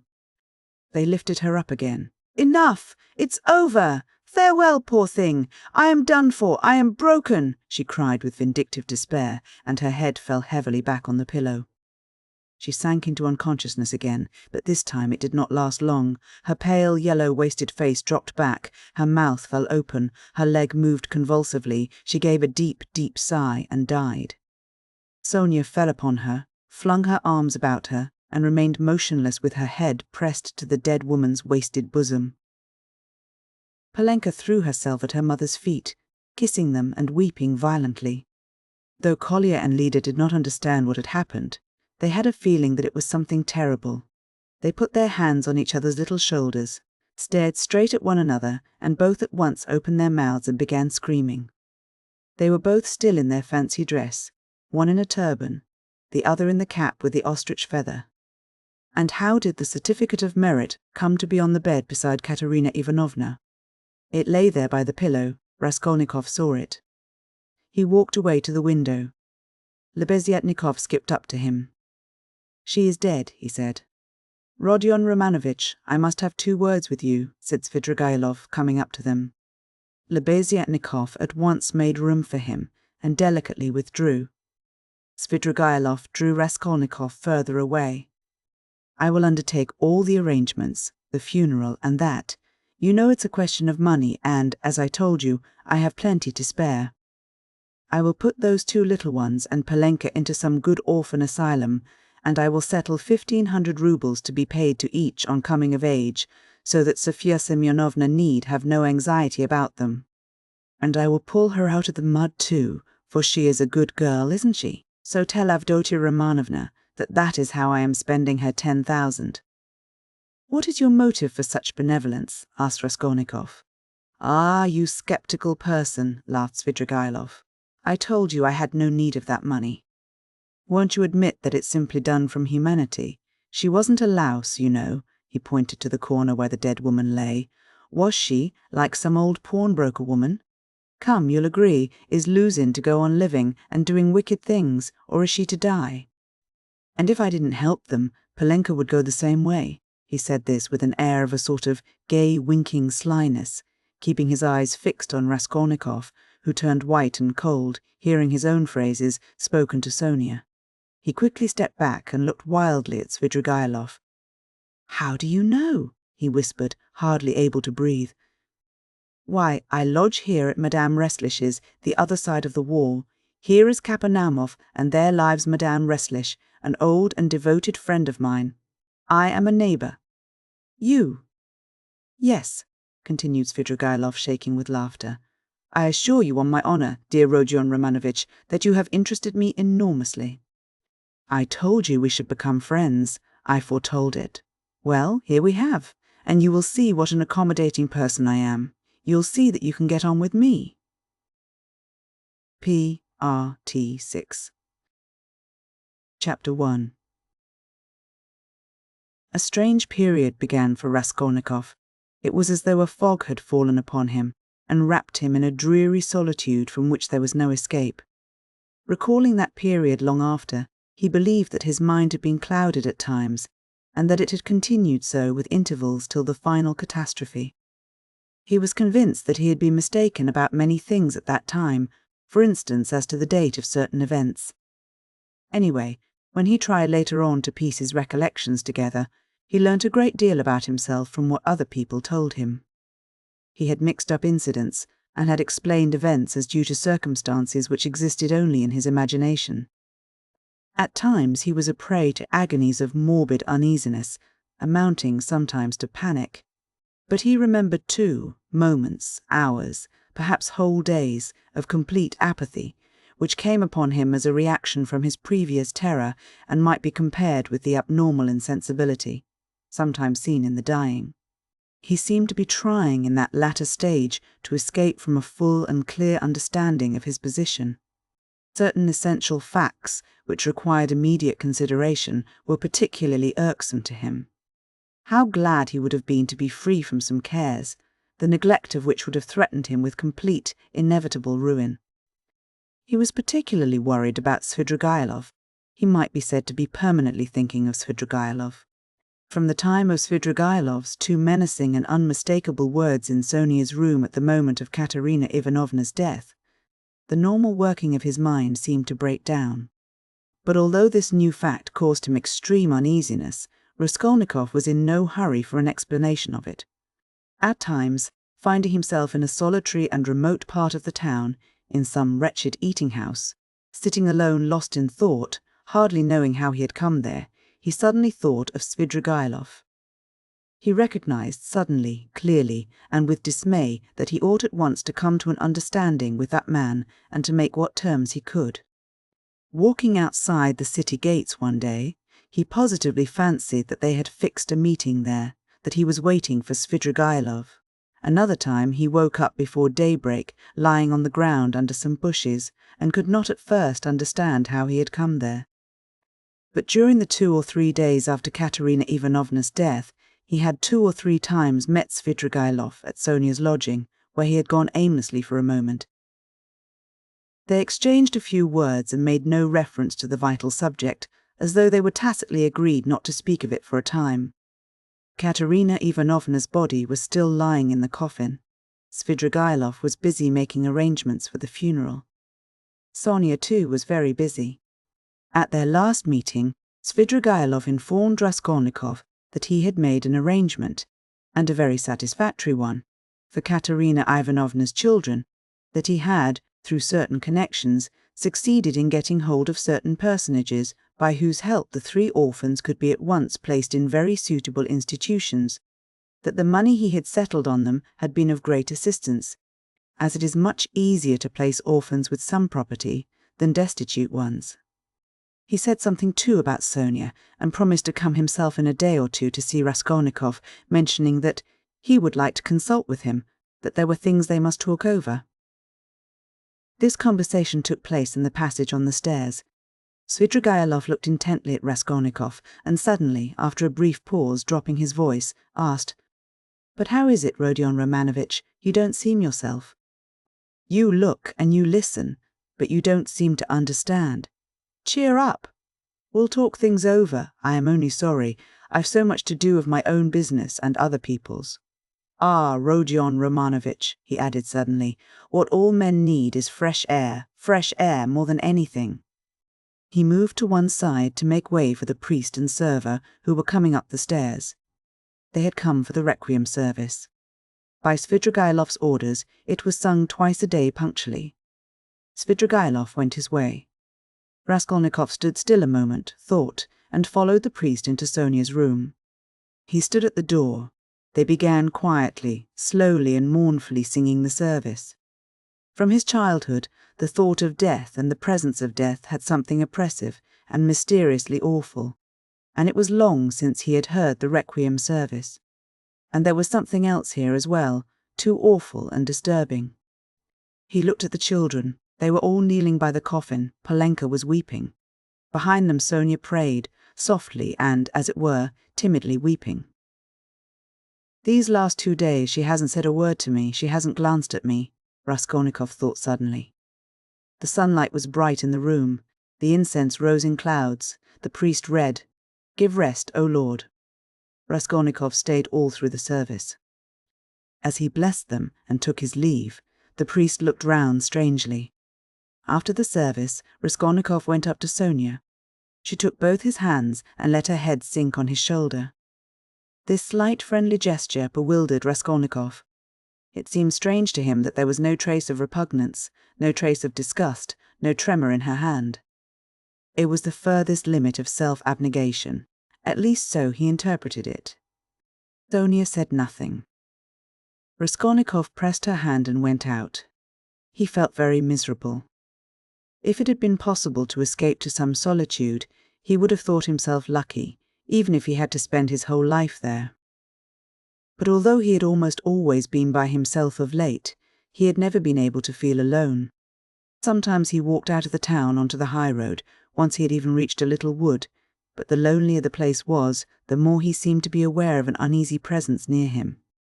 It did not frighten him, but greatly annoyed him, so that he made haste to return to the town, to mingle with the crowd, to enter restaurants and taverns, to walk in busy thoroughfares. There he felt easier, and even more solitary. One day at dusk he sat for an hour listening to songs in a tavern, and he remembered that he positively enjoyed it. But at last he had suddenly felt the same uneasiness again, as though his conscience smote him. "Here, I sit listening to singing. Is that what I ought to be doing?" he thought. Yet he felt at once that that was not the only cause of his uneasiness. There was something requiring immediate decision, but it was something he could not clearly understand or put into words. It was a hopeless tangle. No, better the struggle again, better Porfiry again or Svidrigailov, better some challenge again, some attack. Yes, he thought. He went out of the tavern and rushed away almost at a run. The thought of Dunya and his mother suddenly reduced him almost to a panic. That night he woke up before morning among some bushes in Krestovsky Island, trembling all over with fever. He walked home, and it was early morning when he arrived. After some hours' sleep, the fever left him, but he woke up late, 2 o'clock in the afternoon. He remembered that Katerina Ivanovna's funeral had been fixed for that day, and was glad that he was not present at it. Nastasia brought him some food. He ate and drank with appetite, almost with greediness. His head was fresher, and he was calmer than he had been for the last 3 days. He even felt a passing wonder at his previous attacks of panic. A door opened, and Razumihin came in. "Ah, he's eating, then he's not ill," said Razumihin. He took a chair and sat down at the table opposite Raskolnikov. He was troubled and did not attempt to conceal it. He spoke with evident annoyance, but without hurry or raising his voice. He looked as though he had some special fixed determination. "Listen," he began resolutely. "As far as I am concerned, you may all go to hell, but from what I see, it's clear to me that I can't make head or tail of it. Please, don't think I've come to ask you questions. I don't want to know, hang it. If you begin telling me your secrets, I dare say I shouldn't stay to listen. I should go away cursing. I have only come to find out once for all whether it's a fact that you are mad. There is a conviction in the air that you are mad, or very nearly so. I admit I've been disposed to that opinion myself, judging from your stupid, repulsive, and quite inexplicable actions, and from your recent behaviour to your mother and sister. Only a monster or a madman could treat them as you have, so you must be mad. When did you see them last?" "Just now. Haven't you seen them since then? What have you been doing with yourself? Tell me, please. I've been to you 3 times already. Your mother has been seriously ill since yesterday. She had made up her mind to come to you. Avdotia Romanovna tried to prevent her. She wouldn't hear a word. If he is ill, if his mind is giving way, who can look after him like his mother?" she said. "We all came here together. We couldn't let her come alone all the way. We kept begging her to be calm. We came in, you weren't here. She sat down and stayed 10 minutes while we stood waiting in silence. She got up and said, 'If he's gone out, that is, if he is well and has forgotten his mother, it's humiliating and unseemly for his mother to stand at his door begging for kindness.' She returned home and took to her bed. Now she is in a fever. 'I see,' she said, 'that he has time for his girl.' She means by your girl Sofya Semyonovna, your betrothed or your mistress, I don't know. I went at once to Sofya Semyonovna's, for I wanted to know what was going on. I looked round, I saw the coffin, the children crying, and Sofya Semyonovna trying them on mourning dresses. No sign of you, I apologized, came away, and reported to Avdotia Romanovna. So that's all nonsense, and you haven't got a girl. The most likely thing is that you are mad. But here you sit, guzzling boiled beef as though you'd not had a bite for 3 days. Though as far as that goes, madmen eat too. But though you have not said a word to me yet. You are not mad, that I'd swear. Above all, you are not mad. So you may go to hell, all of you, for there's some mystery, some secret about it, and I don't intend to worry my brains over your secrets. So I've simply come to swear at you," he finished, getting up, "to relieve my mind. And I know what to do now." "What do you mean to do now? What business is it of yours what I mean to do? You are going in for a drinking bout. How? How did you know?" "Why, it's pretty plain." Razumihin paused for a minute. "You always have been a very rational person, and you've never been mad. Never," he observed suddenly with warmth. "You're right, I shall drink. Goodbye." And he moved to go out. "I was talking with my sister, the day before yesterday, I think it was, about you, Razumihin."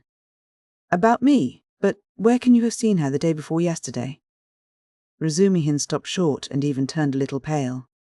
One could see that his heart was throbbing slowly and violently.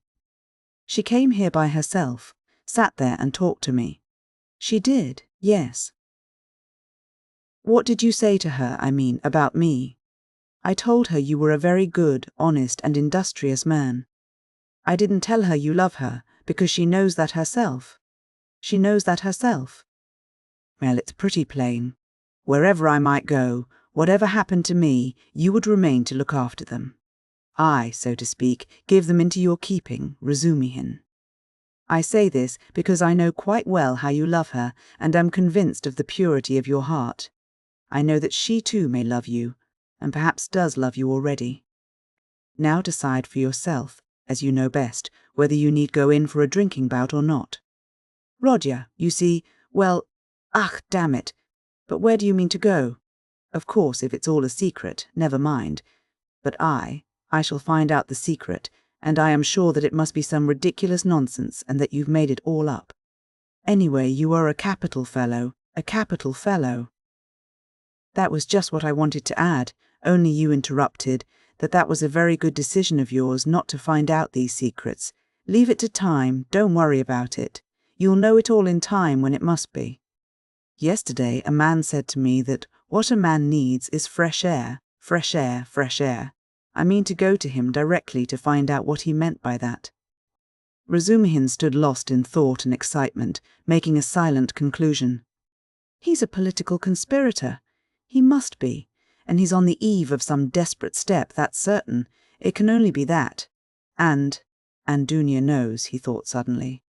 So, Avdotia Romanovna comes to see you, he said, weighing each syllable. And you're going to see a man who says we need more air. And so, of course, that letter, that too must have something to do with it, he concluded to himself. What letter? She got a letter today. It upset her very much. Very much indeed. Too much so. I began speaking of you. She begged me not to. Then she said that perhaps we should very soon have to part. Then she began warmly thanking me for something. Then she went to her room and locked herself in. She got a letter? Raskolnikov asked thoughtfully. Yes, and you didn't know? They were both silent. Goodbye, Rodion. There was a time, brother, when Never mind, goodbye. You see, there was a time. Well, goodbye. I must be off too.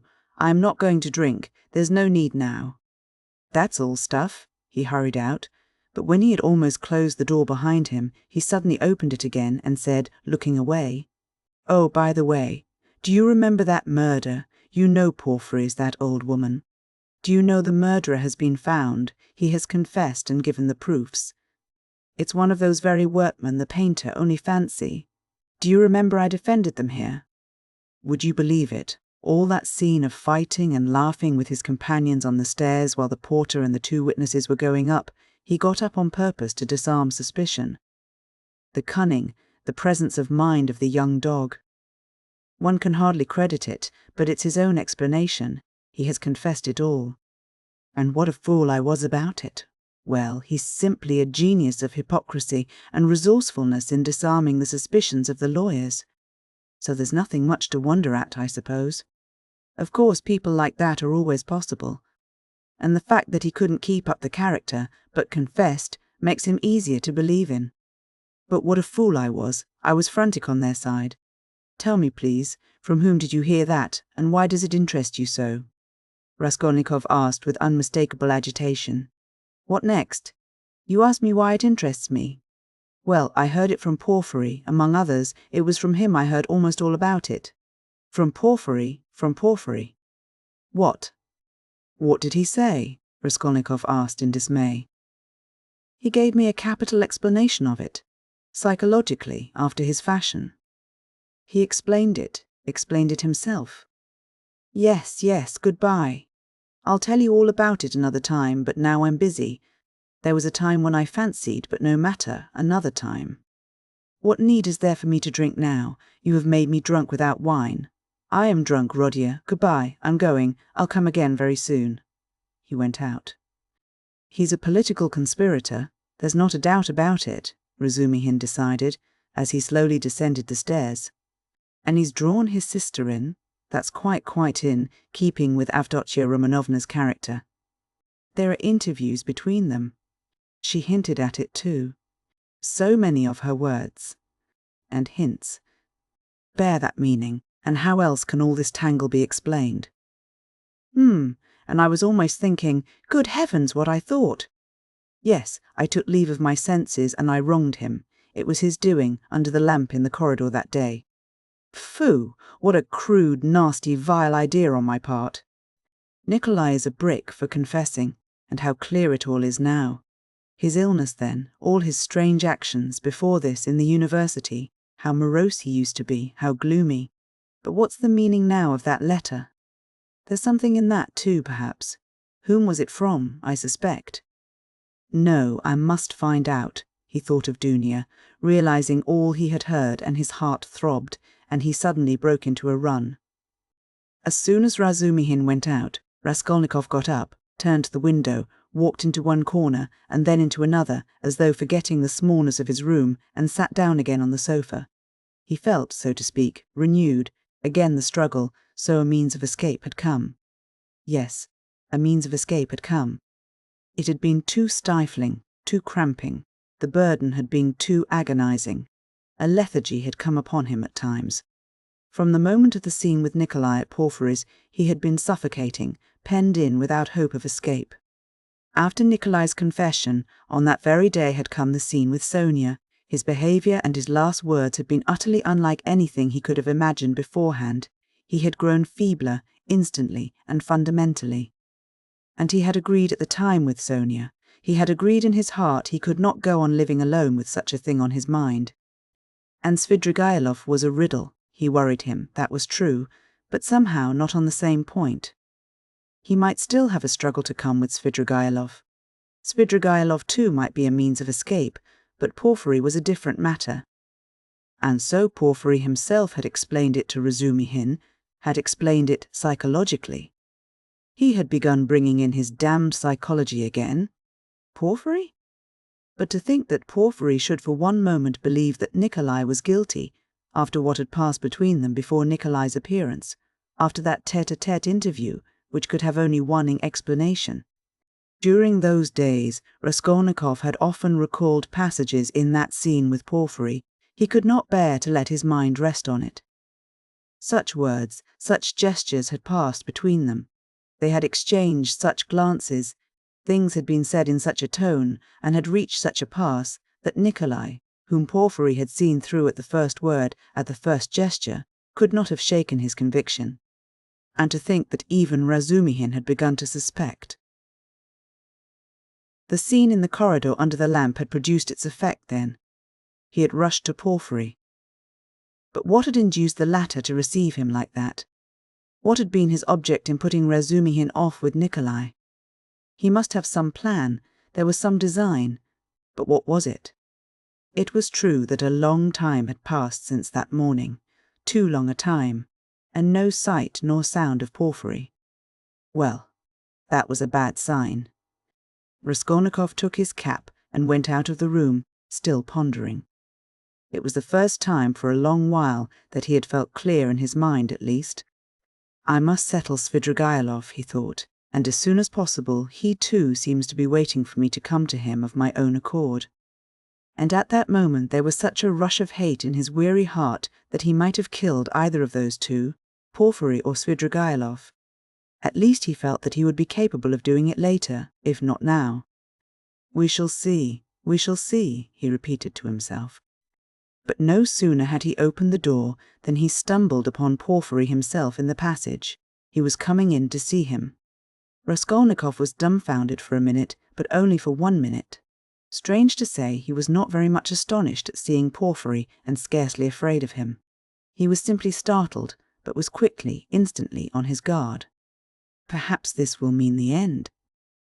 But how could Porphyry have approached so quietly, like a cat, so that he had heard nothing? Could he have been listening at the door? You didn't expect a visitor, Rodion Romanovitch, Porphyry explained, laughing. I've been meaning to look in a long time. I was passing by and thought why not go in for 5 minutes. Are you going out? I won't keep you long. Just let me have 1 cigarette. Sit down, Porphyry Petrovitch, sit down. Raskolnikov gave his visitor a seat with so pleased and friendly an expression that he would have marvelled at himself if he could have seen it. The last moment had come, the last drops had to be drained, so a man will sometimes go through half an hour of mortal terror with a brigand, yet when the knife is at his throat at last he feels no fear. Raskolnikov seated himself directly facing Porphyry and looked at him without flinching. Porphyry screwed up his eyes and began lighting a cigarette. Speak, speak, seemed as though it would burst from Raskolnikov's heart. Come, why don't you speak?